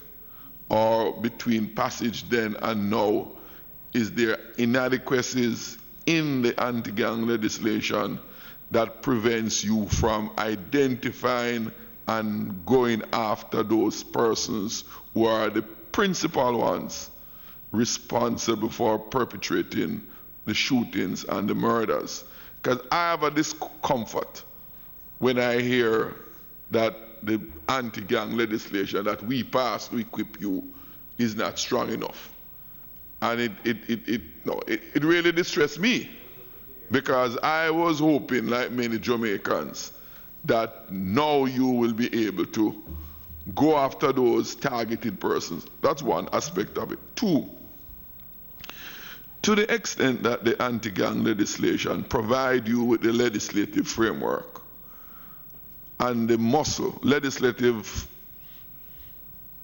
support to go after these persons who are responsible for the murders, I would presume that one, your intelligence operations, not just now, but before, would target the ones who are responsible for the murders, the gang members and more so the gang leaders.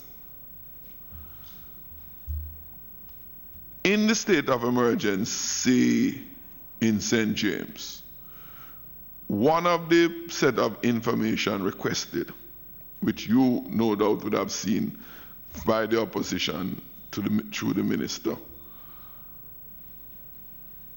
through your intelligence you should have had all members of the gangs operating in St. James. No, as a normal citizen I would expect that your intelligence should, if not all, close to all, right? All the gang members operating in St. James who are impacting the activities in St. James. Say they do it remotely from Hanover, wherever else. But to the extent that they are the major perpetrators, that your intelligence would zero in on them. That's two. Three, Now that we create that space with the state of emergency and the ZOZO,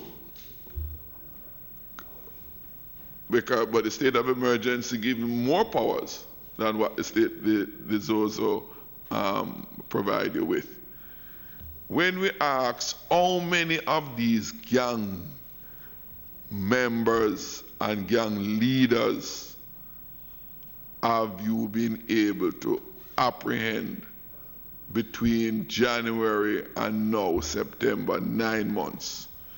The numbers I got, to be frank with you, it was confusing to say the least. And secondly, it was very distressing in that it wasn't substantial. And the concern that many persons have, including myself, Commissioner, is that to the extent that the gang leaders and their members are the perpetrators of the murders and the shootings, and we're not catching them. Up for the 9 months, we have not made any significant inroads.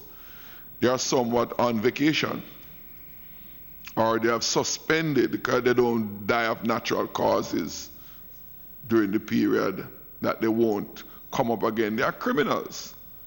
That's what their vocation have been all along. They are murderers. We haven't caught them. We don't hear of them dying of natural cause. We don't know of them migrating. They are lurking somewhere. And therefore, after the state of emergency, is it that they are just going to go into voluntary retirement? Or is it that the state of emergency will have to be in perpetuity to suspend their duties?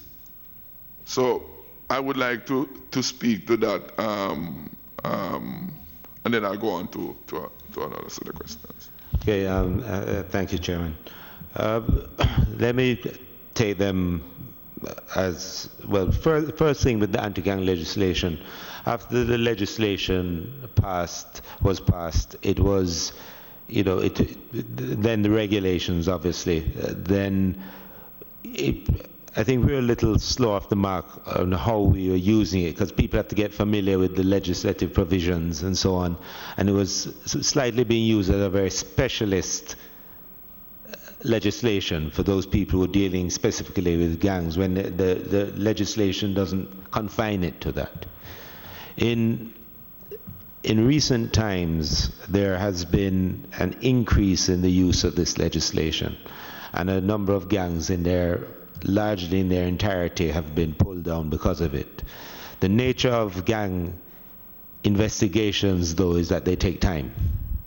Because usually there's a fair, especially if it's a well-developed gang, there's a fair amount of resources behind it. They have money, they're linked in all over throughout the society, and so on. So there's the violent part of it, but there's the whole organized crime aspect of it.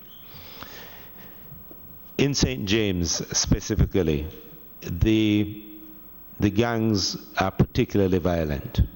And when you have gangs that are particularly violent and have reach, people are reluctant to be witnesses. So there's one thing about what we, as you say, what the intelligence people might know, and how they make that into a case that they can put in front of the courts. What the interruption of a state of emergency allows is that you can pick up persons who you know, create enough space that there are people who can give evidence.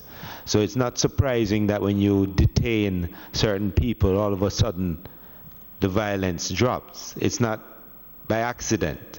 It's because you know things, the intelligence says them, but it's a process of developing a case on an entire gang and all of those issues. So there's a certain time frame that happens.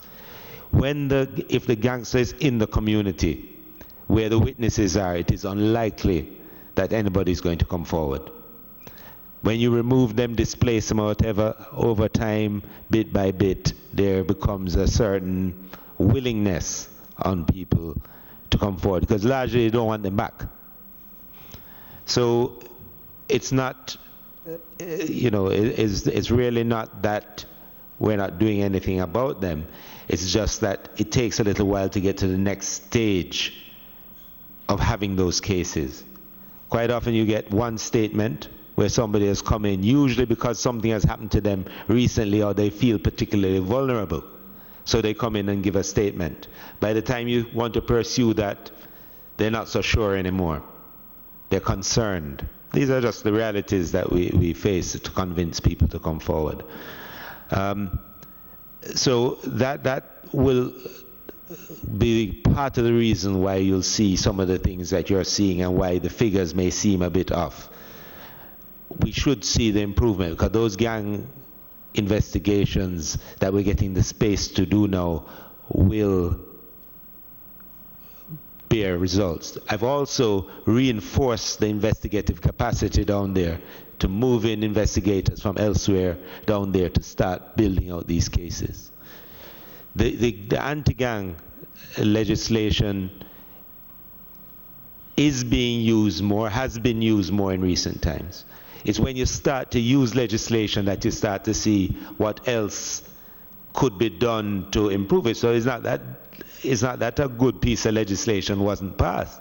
It's just that once you start using it, you're naturally going to start to see what the real issues is. And I think General Meade had mentioned earlier some things about even the zone legislation that would be, that can be improved. And so as we use it, we learn as we go. And the other part of it is, and I give you for instance, how we treat with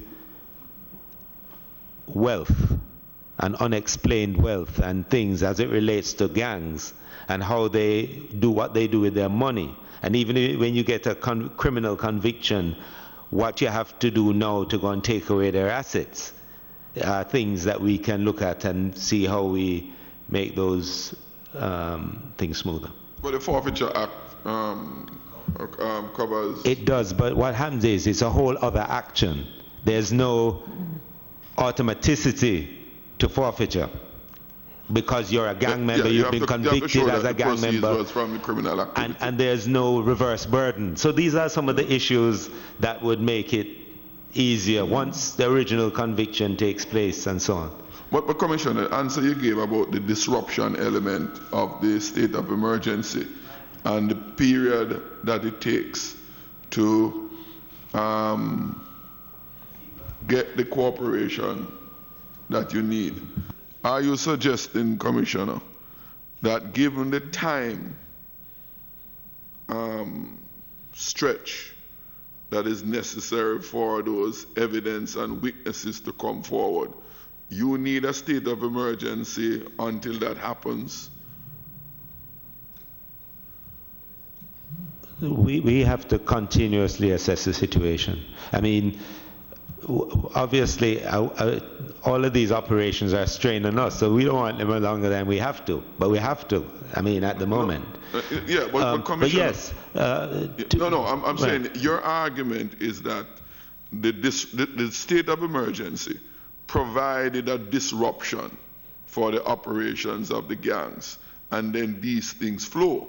Now, for these things to reap the result that they want, which is the evidence for the gang members, the gang leaders, it's an indefinite, to lead to an arrest, is an indefinite period.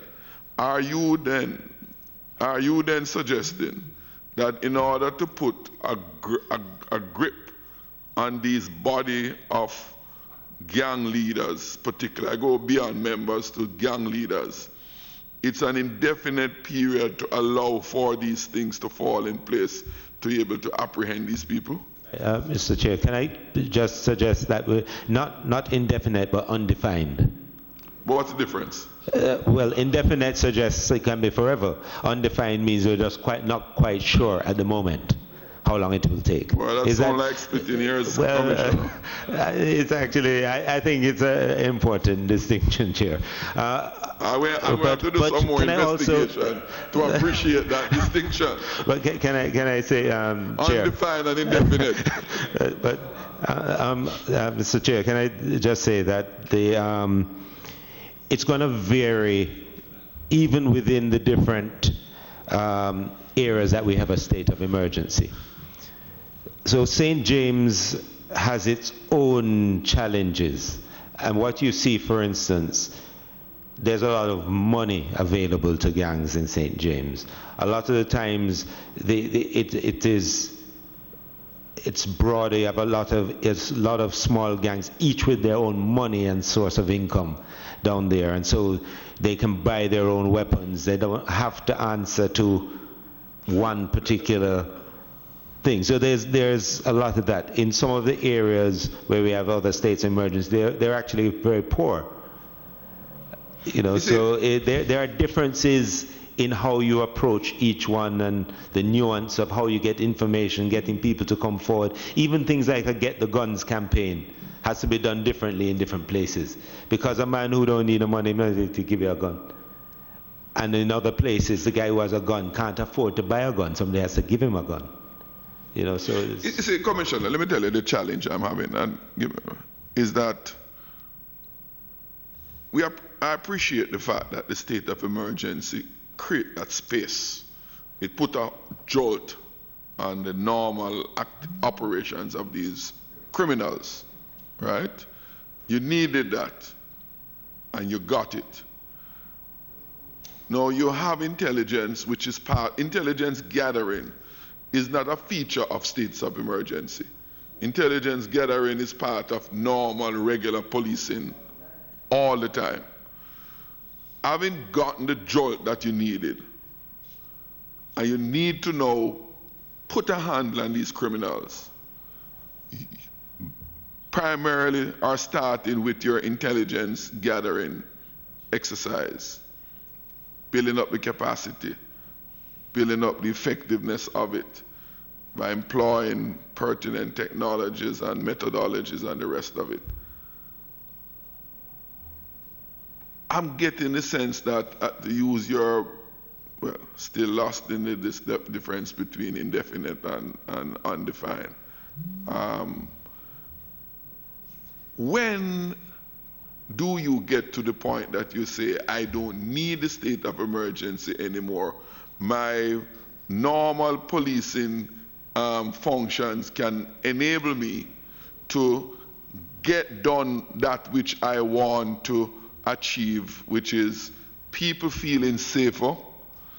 Criminals are aware that the police, supported by the JDF, is there to get in their way, so to speak, so that they cannot torment the communities and people can live the way that you described when you visited St. James recently. You see, we want to get a sense that we make an emergency intervention abnormal, because one of the concern I'm having, and it probably should be a concern of the Chief of Staff, is that the presence of the JDF on the streets will lose its psychological impact, right? Because I know an average Jamaican, once you hear the army is out there, people begin to shake in them boots or them slippers. But when they become part of the normal landscape, it takes away that extra shock power. So when a situation arises, it's just the norm. That is my, and I know others share it because they have expressed it with me, others may not.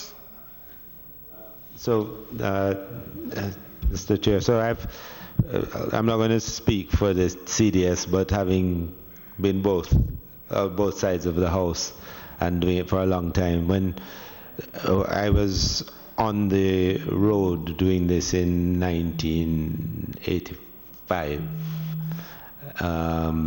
and I know we went on the road in somewhere in the mid-70s. I never left the JDF, never left. There's no point over my career where we were withdrawn from this. Now, what you do is get either surges, but the truth is that under this, you'll see them in places you don't normally see them. But military operations, joint military police operations were taking place in the hills of St. James almost continuously for years. And so here's the difference, Chair, if I may. in my mind, when you declare a state of emergency, there's a certain psychological shift that takes place as well.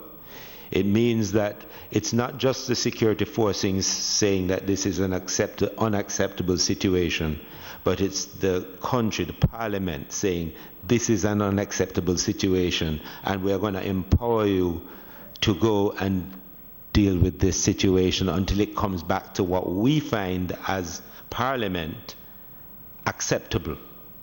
No, but Commissioner, with all due respect, we ask you to tell us, because you are the experts. Sure, Chair, but what I'm saying, let me just go back to what General Meade said. Even if we had a specific date timeline, it wouldn't suit us, because you do have people waiting. No, I don't want you to tell me that either. I don't want you to tell me that. That's not where I'm going. Okay.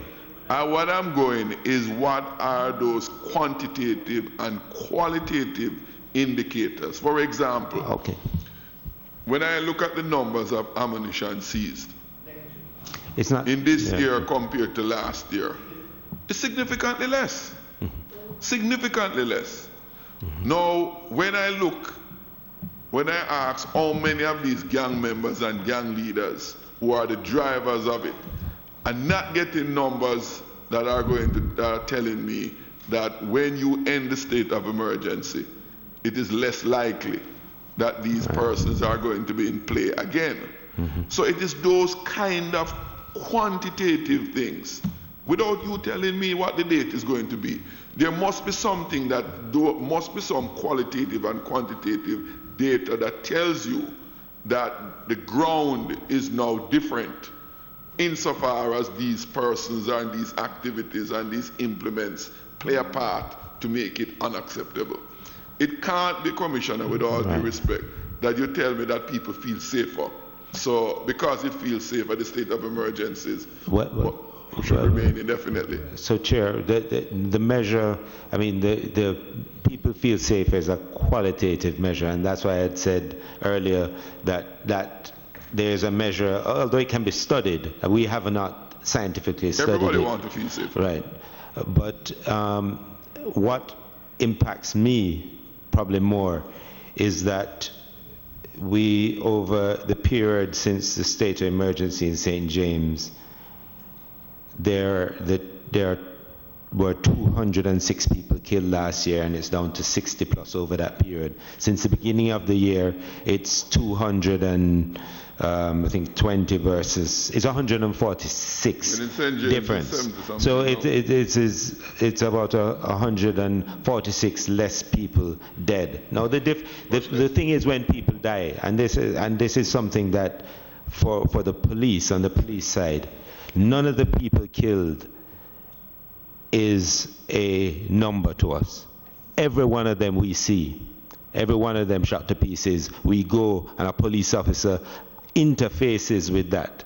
So it has a reality to us that is very stark. It affects our members, and those who are in those areas see the effect of this every time one happens.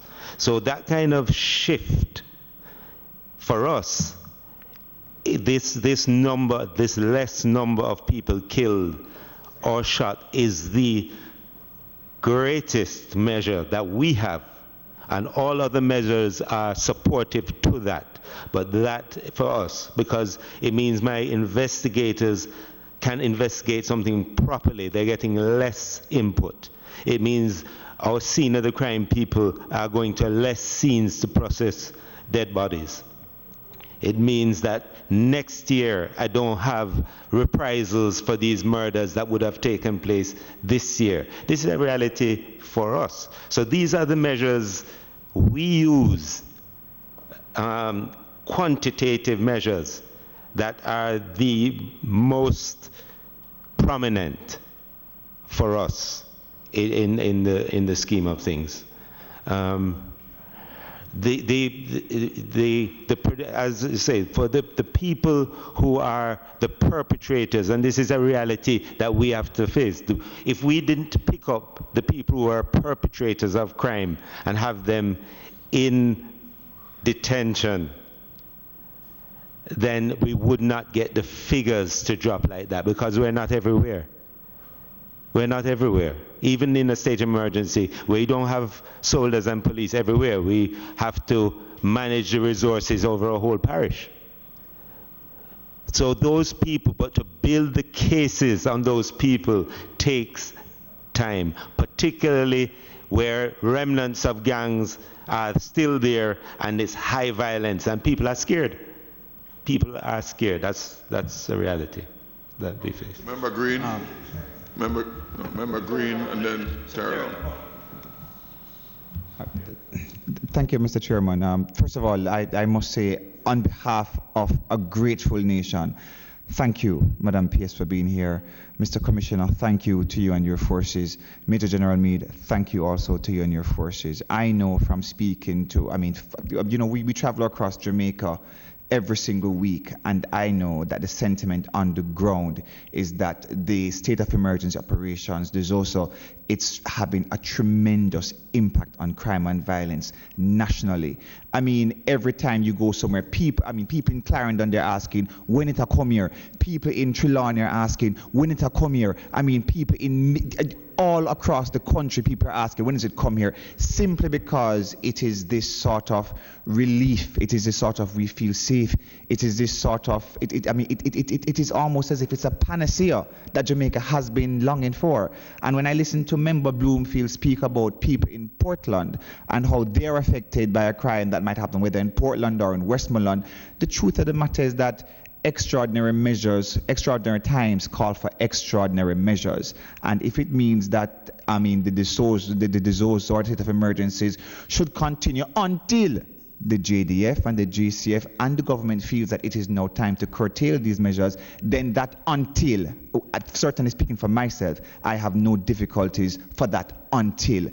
I just wish to point out that when you look at 9/11, 2001, that is some 17 years ago, what happened on American soil was deemed unprecedented. It ought never to have happened. And the United States government and other governments around the world, they said that we're going to take measures. And nobody said, well, taking off your shoes or taking off your belt at the airport was going to be an effect that lasted 1 year or 2 years. 17 years later, we are still taking off our shoes going into the airport. We're still taking off our belts going into the airport. You have to remove even your laptop from a bag and put it into its own little carton to go through the security screening. The point I'm making is that an extraordinary event happened in America, and it called for extraordinary measures, not just on American soil, but with ripple effects around the world. And so when we have murders going 1,600, and if the government believes we can get it below 1,000, and if it means that we will put a state of emergency or as also across every single parish in Jamaica to get that down to 6 out of 6 per 100,000 or 10 per 100,000, then certainly on this side we support the measure, because the measure is working. We have seen 21% decline in dangerous crimes across the country, and that is something the nation is thankful for. I must also say that our international partners, they laud the measures that we have adopted locally. When you look at the releases that were issued out of Canada last year, when the first advisory was, we don't want our tourists coming to Jamaica, we're concerned, and it went to, these measures are great. People are feeling safe. Last year, 2017, Jamaica recorded for the first time 4.3 million visitors to Jamaica. Already for the first half of 2018, we've had an increase of 5.4% in our tourism sector. This means more and more people are coming to Jamaica. Already, when you look at the winter statistics, we have over 1 million visitors lined up to come here for the winter. Over 100,000 more rooms.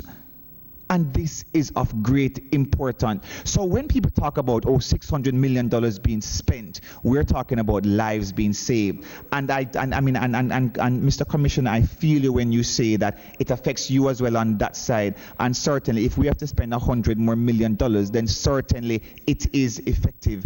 And before I close, I'd just like to point out that we talk about money a lot, but also at the plus side, because whilst we are spending money on Zozo, money is coming in from other sources, such as tourism. I mean, stopover arrivals for the first half of this year already $1.45 billion. Cruise visitors already for the first half of this year over 100.6 million, and so we're looking at a 7.3% increase compared to the period last year. So money is coming back to the country in another form simply because our overseas partners, and this is important, they are also happy with the measures being taken. Visitors are feeling safer, and more importantly, our local Jamaicans are feeling safer. So thank you, Mr. Commissioner. Thank you, Major General, to you and your team. We are grateful. Member Terrell, you're in the tourism ministry. Jen. No, I was just checking. Culture, entertainment, and tourism go hand in hand. Member Green. Yes, Chair, and as Member Terry Long made a note with them, it is difficult, but they know that it can work. And I'm very happy that you have come and shared openly, because I think it does highlight that these measures that are being implemented are not off-the-cuff measures. They are not knee-jerk reactions.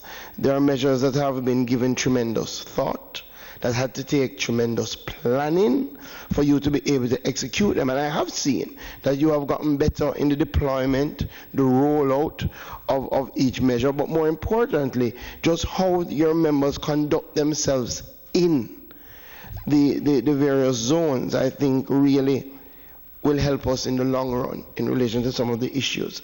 But because I think there is a context, Chairman, that we have to recognize that our country never got here overnight. That for a very long time we have had a much too high murder rate. In 1989, we were at, I think, 435 murders. By 2002, we were at 1,045 murders. And then last year, 1,600 plus in a country of less than 3 million people. And I think part of the discussion, which I don't want us to miss, is how we have normalized extraordinary events. So much so that we're asking what extraordinary has happened for us to move with a new state of emergency in a place that has been operating under extraordinary circumstances. So the reality is that we needed nothing new to happen. And in a number of areas, and it has been said, when you look at our crime rate, our murder rate, the police and the JDF have identified 20 communities, I think, was the last time I heard, that significantly contributes to that rate. So in almost all of those communities, there are already extraordinary circumstances that require decisive action. And I think in the states of emergency, in the Zozo, we're getting that decisive action. But I think there are some other points that have been raised that we often miss, because we speak a lot about the murder rate, a lot about shootings, which is good, and the evidence is there in relation to the decline right across the zones. But there are some things that I heard that I'm happy about, that I will just raise. So for example, in the St. Catherine state of emergency, you would have arrested 52 wanted men. I think that is significant in terms of a dent in what we want to get done. The fact that you say your clear-up rate is going up in St. James, largely because your investigators, your personnel now have more space to operate, to focus on investigation, because we're seeing significant reduction in the incidence of crime. I think those things, Chair, are things that we must not take for granted. So I am coming to 3 questions, because I do have 3 questions or suggestions, areas that I would want. What I hear about them now, but I would definitely want to be an area of focus. And I'll come to them and then I'll close. I think we have recognized that as the murder rate went up, over the years there has been a significant erosion in the sort of confidence that people place in our force. So part of our mission, especially from the JCF perspective, has to be to restore that trust and confidence. And I think that is why oftentimes, Chair, you ask the question about intelligence, but intelligence does not equate to evidence. And oftentimes, unless you get the information on people who are willing to give statements and to go to court, it is hard to secure that conviction. So, Commissioner of Police, I think more has to be said about efforts that are being taken to remove unwanted elements from the police force. I genuinely believe that we need more information sharing, that we have to have a strong drive to end the anti-informer culture that has developed.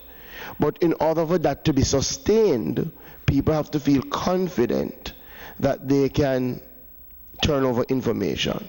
Now, I know there are a number of initiatives that have been put in place, especially in relation to information sharing, that maybe you want to speak of if we have the time today. But the other thing is we have to move from clear-up rate to conviction rate. And I'm not speaking in relation to how you count it. I appreciate that clear-up rate is a worldwide standard, and we have to get the clear-up rates up. I'm saying now, and this is not just for the JCF at all, I'm saying that between the JCF, the DPP, we have to see how we can build stronger cases. I think that is important. And to, I guess, both the JDF and the JCF, our coastline continues to be a cause of major concern, especially for somebody who represents a constituency with a significant coastline. I would like to hear some of the steps that we're taking in relation to getting our coastline secure. So I'll close, Chair, by saying I think the biggest thing that I've heard coming out of here is that as a parliament, we also have to decide in our minds what we consider normal.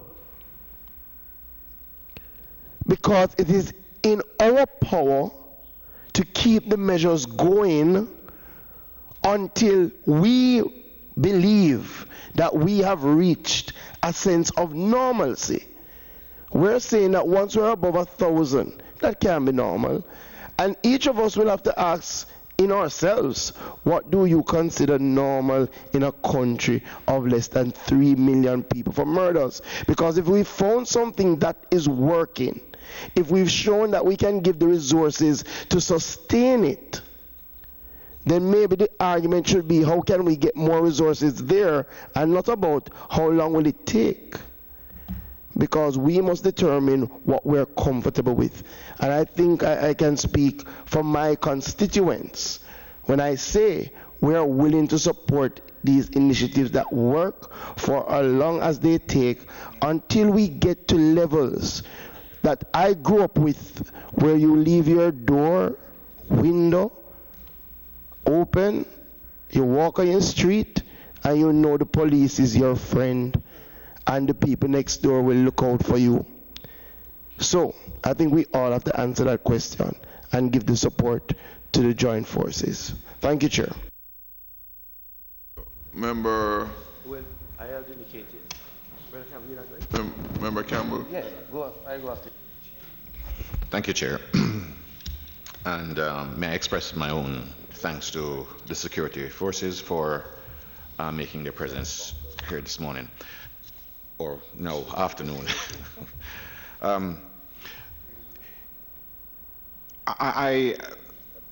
Commissioners, I have a little concern in relation to what I see, the approach to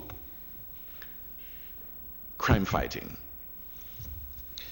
We tend to want to deal with the aftermath of crime, the violence, and and I don't know that, or I haven't seen it or heard it expressed, what it is that is being done to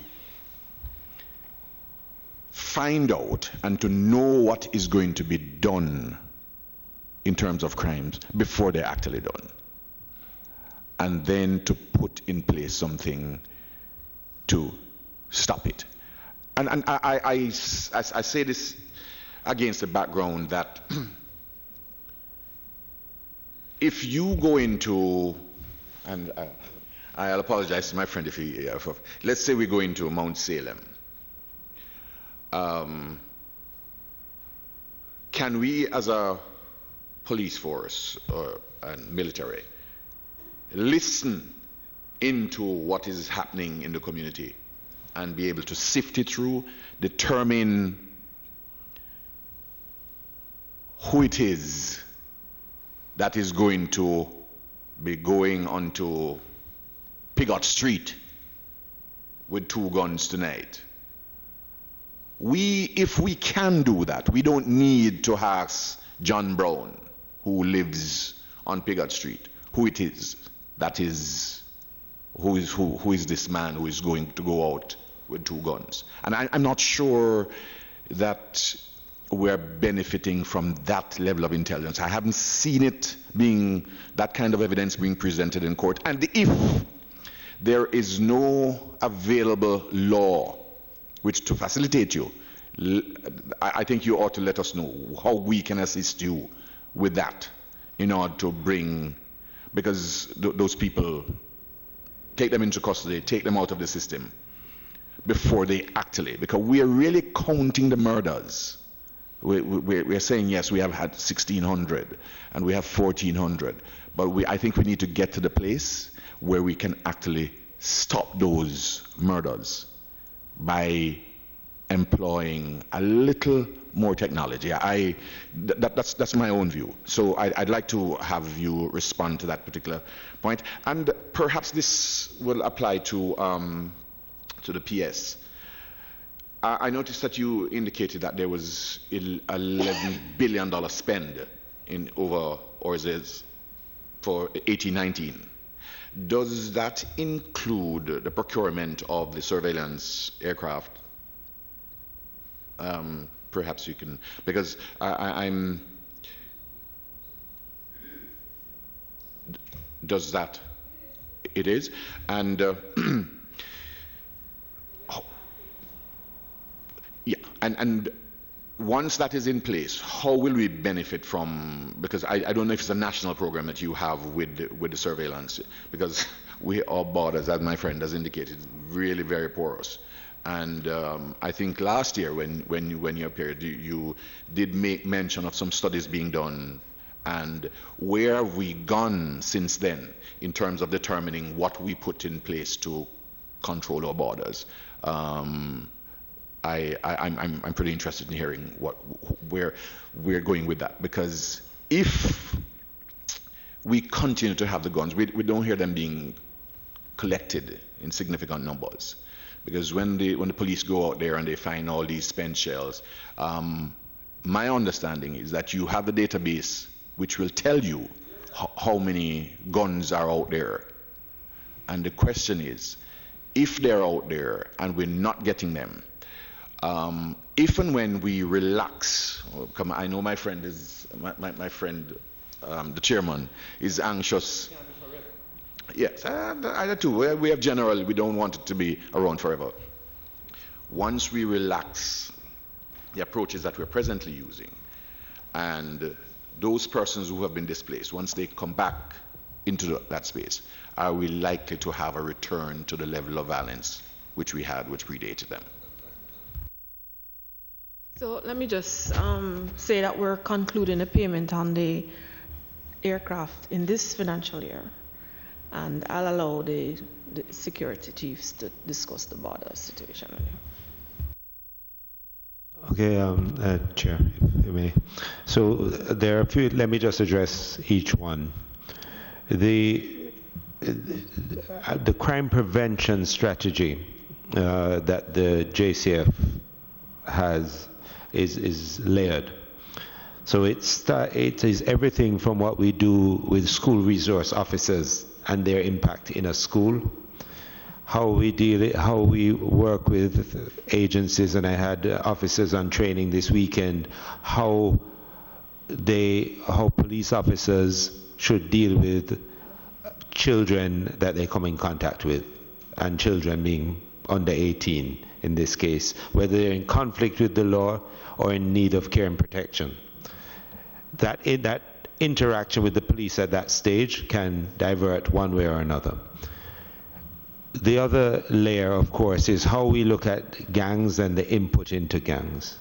But there's another side to it. We have interrupted, because we have protocols that we put in place when then there's a credible threat to life, on somebody's life. We have interrupted just under 500 killings from taking place this year through intelligence and effecting that protocol. It's not something we speak about much, and maybe I shouldn't have spoken about it, but it doesn't matter. It's a protocol. So what the protocol is, we won't say, but it's just under 500 this year interruptions. So we're doing it from that end as well. With respect to going into a community and listening, we do not have any. That's mass surveillance, and we don't have any either legislation or anything else to deal with mass surveillance. And there are constitutional issues that arise out of Charter of Rights issues that arise out of mass surveillance. In terms of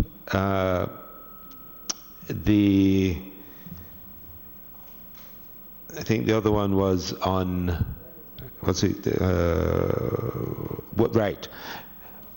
It's about getting guns. Well, guns are one thing, but ammunition is really the key. No, I mean, it's important. So what our indices, our indicators are price of weapons, price of ammunition, as to determine what the inflow is like. Those are the measures you use.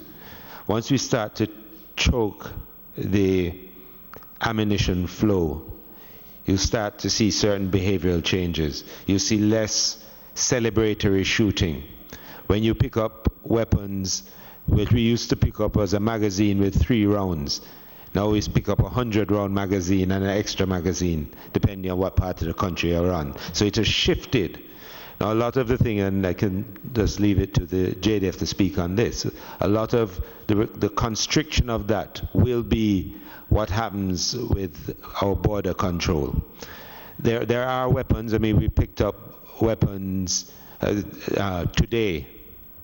As a matter of fact, the JDF picked it up in an operation today, an M6. It was an M16 that was buried underground, but it was really intelligence around something else that led to that, and so on. And that's how we're finding it. A lot of the weapons are actually physically buried at the moment.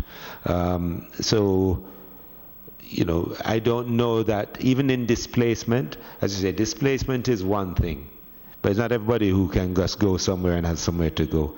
The other thing is that some of the people detained are some of the bad guys. No, I'm saying some are displaced, but also some of the people detained in the SOE are actually some of the bad guys. That's yeah, go ahead. Thank you, Mr. Chairman. I think the Commissioner dealt with the intelligence gathering aspect very well and the other matters. I'll just comment on the border control issue.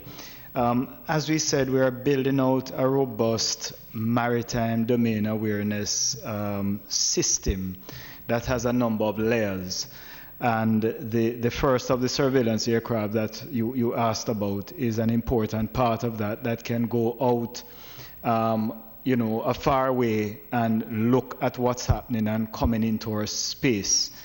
And then we have multi-engine helicopters to help support a response for the surface vessels that can go and interdict. As you get closer to shore, then we are looking at eventually a radar system that's more robust to see what's happening. And then you'll have collaboration between us and the Marine Police and the land forces to effect those interdictions Because only one aircraft can cover all of our space 24 hours, we still need partnerships, with our neighbors, which we have.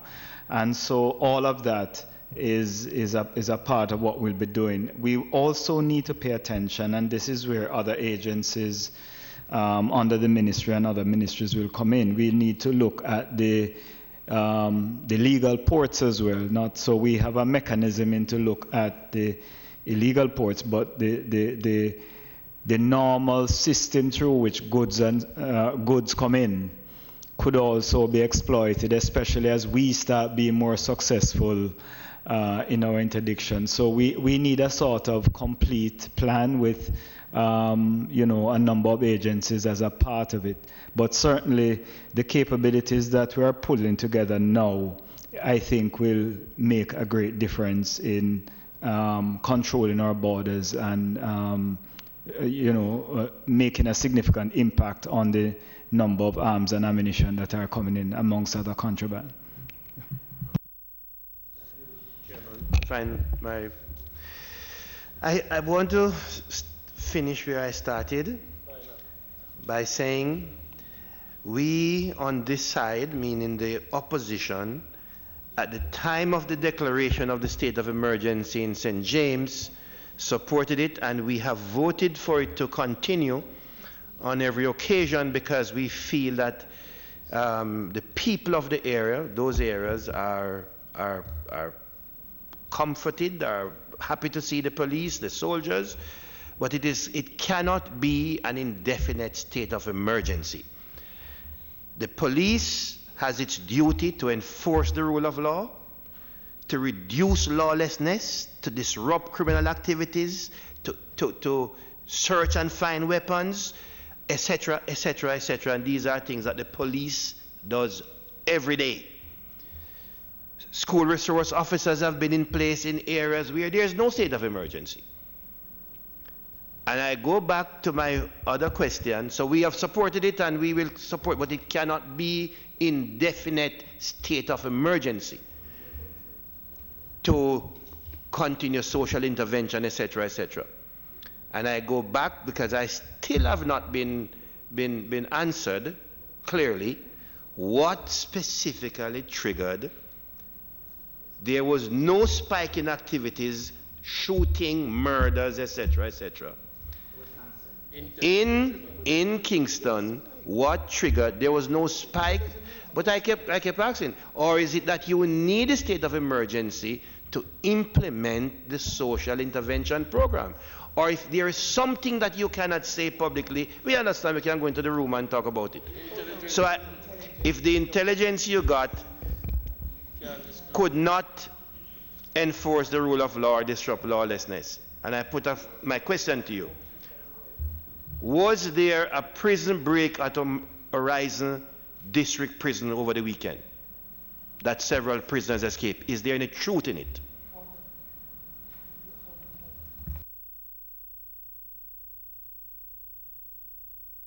Sorry.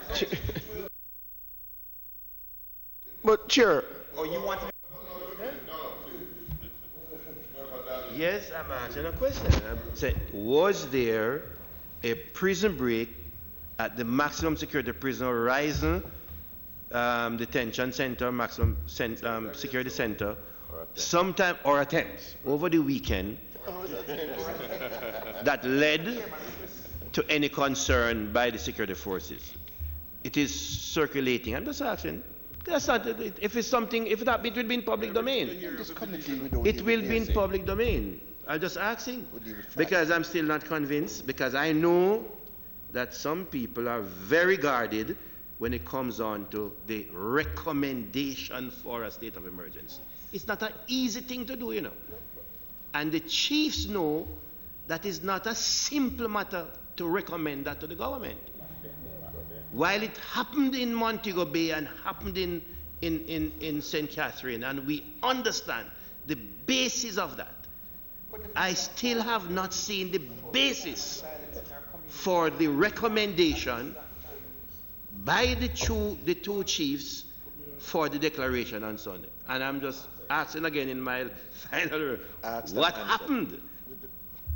And if you don't wish to discuss it here publicly, we might. No, I did not get the answer. We might discuss it in private. Thank you very much, Chiefs.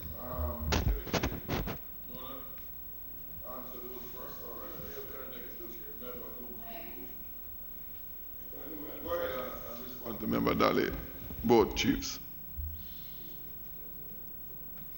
I think the commissioner had addressed the question, but let me try. When you look at the country, if we had enough resources, we could be doing several more communities. So when we assess the situation across the country, there are many communities that need intervention. The commissioner mentioned the reality of people's lives, not just when they are murders, but just their existence. And what we do, in addition to looking at some obvious factors that people consider, like murders, like shootings, it's just an indicator of what we're having. It's not the only indicator. So when we have these, we consider a number of other factors that affect the sequencing of trying to get to all of the problems. It can't be a knee-jerk reaction. So if the answer to you, member, was that something happened on Saturday night, and that's the reason we're doing a state of emergency Sunday, I would expect you to be disappointed, because that would suggest knee-jerk reaction and lack of planning. And so there are several areas that, based on our assessment, could use intervention, and we use some other factors which you would prefer us to not discuss, that details the sequencing. And it's not that something happened the day or the week before in a particular event. We won't, but we could tell you the next 2 or 3 should there be any more. We already have a sense of the communities that need intervention. They may not necessarily coincide with a major event the week before. Commissioner, you wanted to make only to add to that and probably reiterate what one of the members said. There are significant issues of linkages, and that also was put into the overall mix why we did what we did. Just before you, Commissioner, in answering the question, and just now, you both Chief of Staff, that if you had the resources, you could institute state of emergencies, several other areas, if you had the resources. I recall earlier in your comments, you indicated that taking on the third state of emergency was a big call on you. You also alluded to the fact that you had to use some of your trainees on the road, with the back to school period and the traffic control because of the road congestion. Are you saying, Commissioner, that the increased congestion in the road put extra strain on the security forces to deal with the normal security challenges that you had, where you have an inadequate level of personnel to deal with to begin with? Okay, I'll probably put it a slightly different way, Chair. For some time now, because of escalating violence across the country, we've had to remove or reallocate a lot of our police resources to actually saving lives. So we were in a situation where our public safety, public order realities, not just in Kingston but elsewhere in town centers, had deteriorated over time. And simply because once once shootings and murders are high, you have to go there. You divert resources there. What we realize, though, is that they're not completely disconnected. In an environment of lack of order and lawlessness, it provides opportunity for increased crime. So it was important that we reorient part of the force, redevelop that capacity to deal with those public order, public safety, and traffic enforcement issues and get them back into some sort of control. So we've started with Kingston, but we're going to spread out Montego Bay into St. Catherine, Spanish Town area, and so on, and town centers, so that this becomes a feature of life, that traffic is managed and order is there, and we vend as we should. So Chair, it is fortuitous that we did this at the same time, and it coincided that we actually had this branch, because we could see that there were going to be challenges at the beginning of the new school year. The previous school year, we were just pulling people from departments, from offices, and they're at corners. Now, sometimes, because of that's not a coordinated effort, the police officer can add to the problem. So with training and with developing a sequenced set of activities and rolling it out this way, particularly with the mobility, we are much better able to deal with those issues. I'm going to come to Member Bloomfield, but Commissioner, you want him to be something else? He's the Commissioner. Commissioner, I don't want it to lose. And let me preface this to say, the feedback that I have gotten and my own viewing, the security forces are to be commended in how they conduct themselves out there.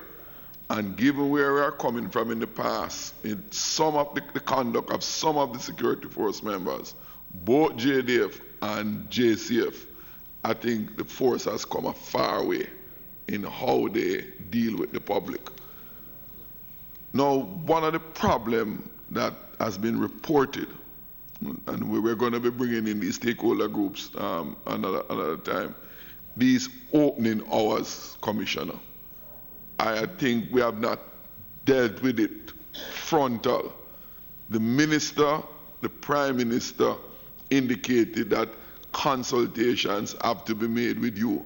With all due respect, Commissioner, this has been raised a long time now in these areas. So enough time has been permitted for both the JCF and the JDF to make a review, evaluate it, and to be able to say definitively without undue delay. Because the truth is, every other moment with the day with these restricted hours, it creates undue hardship. We don't want the security for the people in the community to be against you. We want them to be with you. And to the extent that some of your measures are imposing hardships on them where it can be avoided without compromising your security goals, we would love for you to be more responsive on that specific issue of the opening hours in many of these businesses, and particularly those that impact on the small and micro business operators in the communities. I'm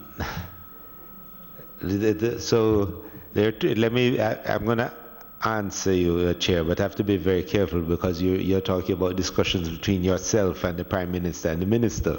No, I'm not saying no. I'm just saying that that there's that. So from an operational perspective, let me just normally when we start the process, we prefer a restricted opening hours for a number of reasons. One, they're usually at the early stages. There are safety issues. There are issues about persons leaving with weapons, and there are all sorts of things that happen at the early stages. Usually when things start to reach a certain point, those discussions take place and we go back to less restrictive opening times. I think the St. James times now are pretty, they're probably not what they were before, but they are reasonable. Of course, for us, if you go, for each additional period you go, we have to find another shift of officers to be on to ensure that the safety is maintained over that period.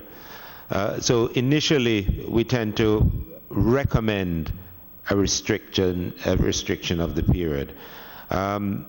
Normally, and I think that is probably the basis of what the Prime Minister has been saying, that from our perspective, we relax or ask that it be relaxed.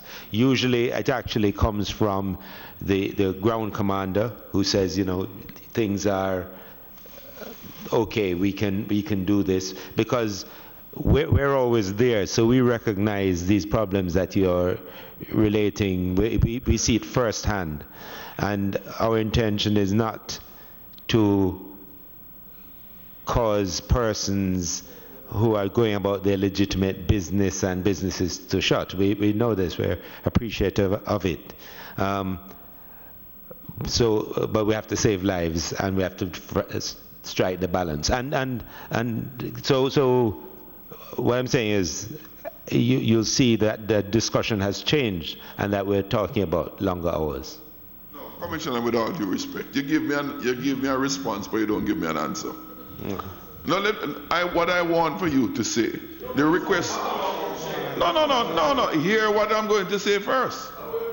What I would like for you to say definitively, there is a request for these hours to be extended. What I want you to say, we cannot or we can at this time, maybe at some later time. Chair, so that there's a removal of it. You see, when the thing was raised, please, we are giving you, Commissioner, the final say. Right? From a security standpoint, we are not saying that you must change it to this. Having made a request is to say to you, your request has been noted. We are making an evaluation. Based on our evaluation, which we will do some period of time, we will make a decision as to whether or not that request can be granted or not. If it can't be granted, based on your intelligence and other indicators, we are prepared to live with it. If that is but it's only the limbo, Commissioner. Okay, Chairman. Chair, I think we will wrap. I think very quickly. It will be answered, those questions. Say within a week or two you'll answer. What I'm saying is, so there are two things here, Chair, and forgive us because we wear uniforms. Our advice to government is our advice to government. I mean, I don't want to preempt that by saying something here. So what I'm saying, and so although you said I answered but didn't, I did answer, I suggested I did answer, Chair.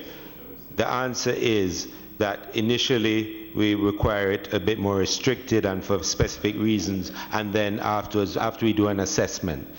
It has been said here that an assessment is being done. So I would prefer, if you don't mind, Chair, that I give that answer to my minister and let him bring it here. Okay, fine. Okay. I can live with that. No, that is very definitive. Thank you, Chair.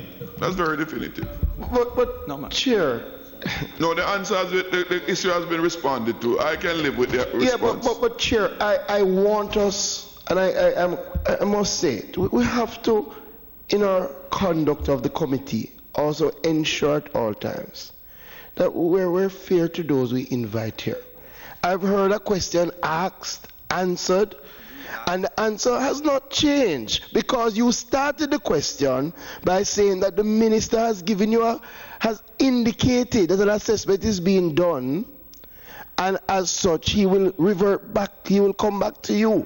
You said that.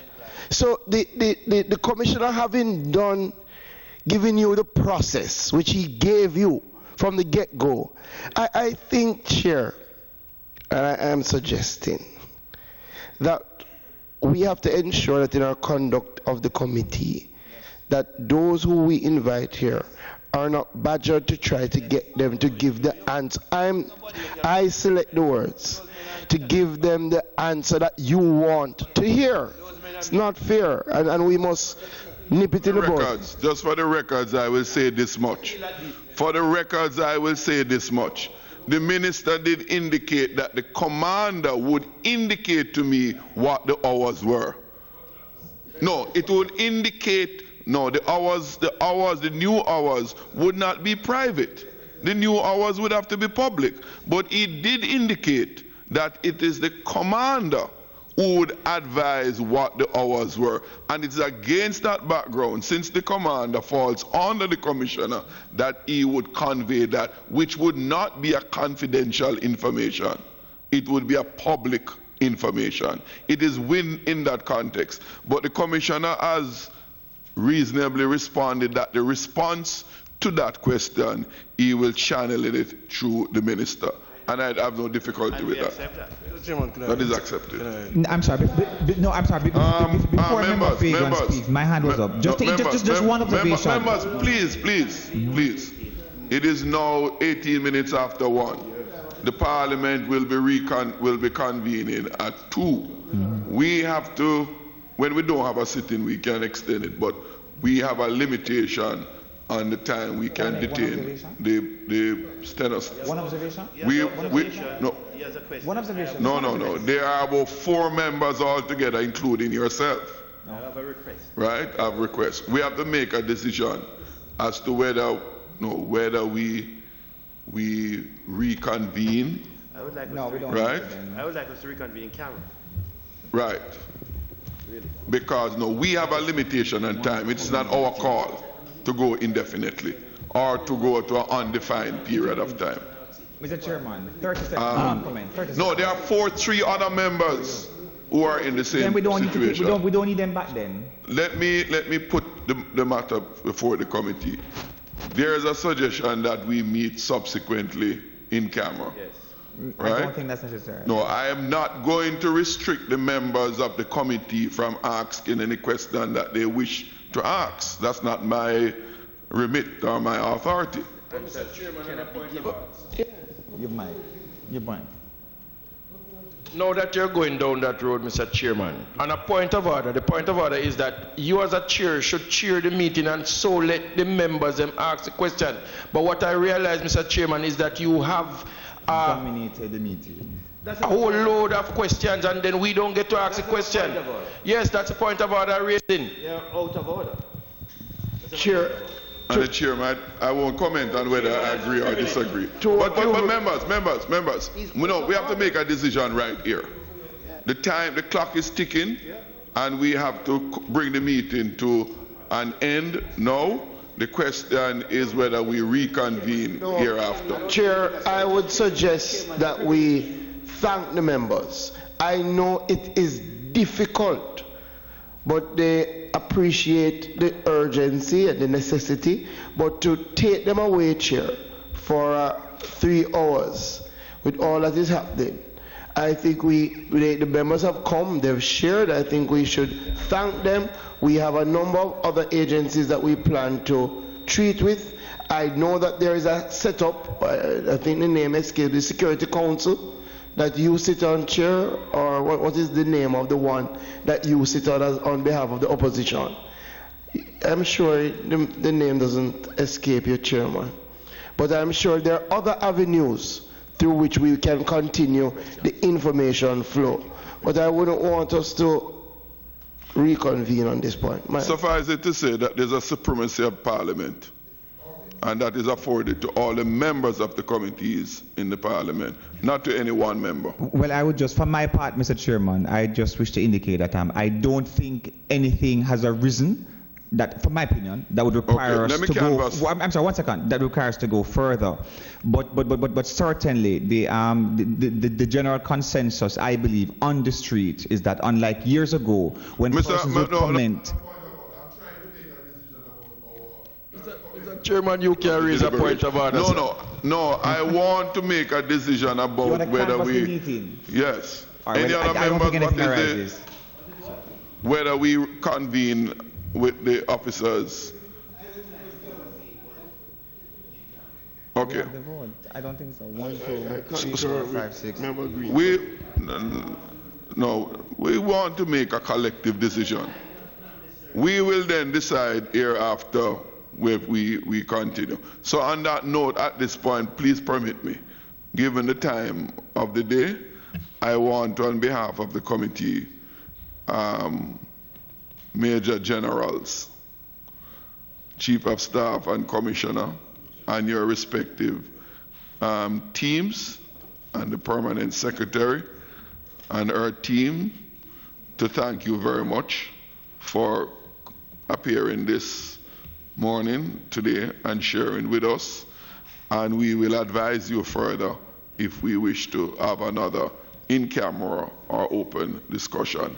Because in addition to appearing here, there is quite a bit of data that was also tabled, and members would not necessarily have had the benefit of properly perusing them.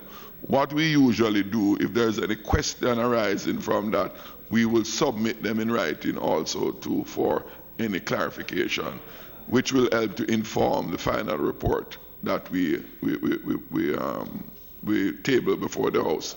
But in thanking you, we want to again reiterate, it is you and the men and women who you command that cause us to feel safe in the country. It is your men and women who put your lives on the line for Jamaica's sake.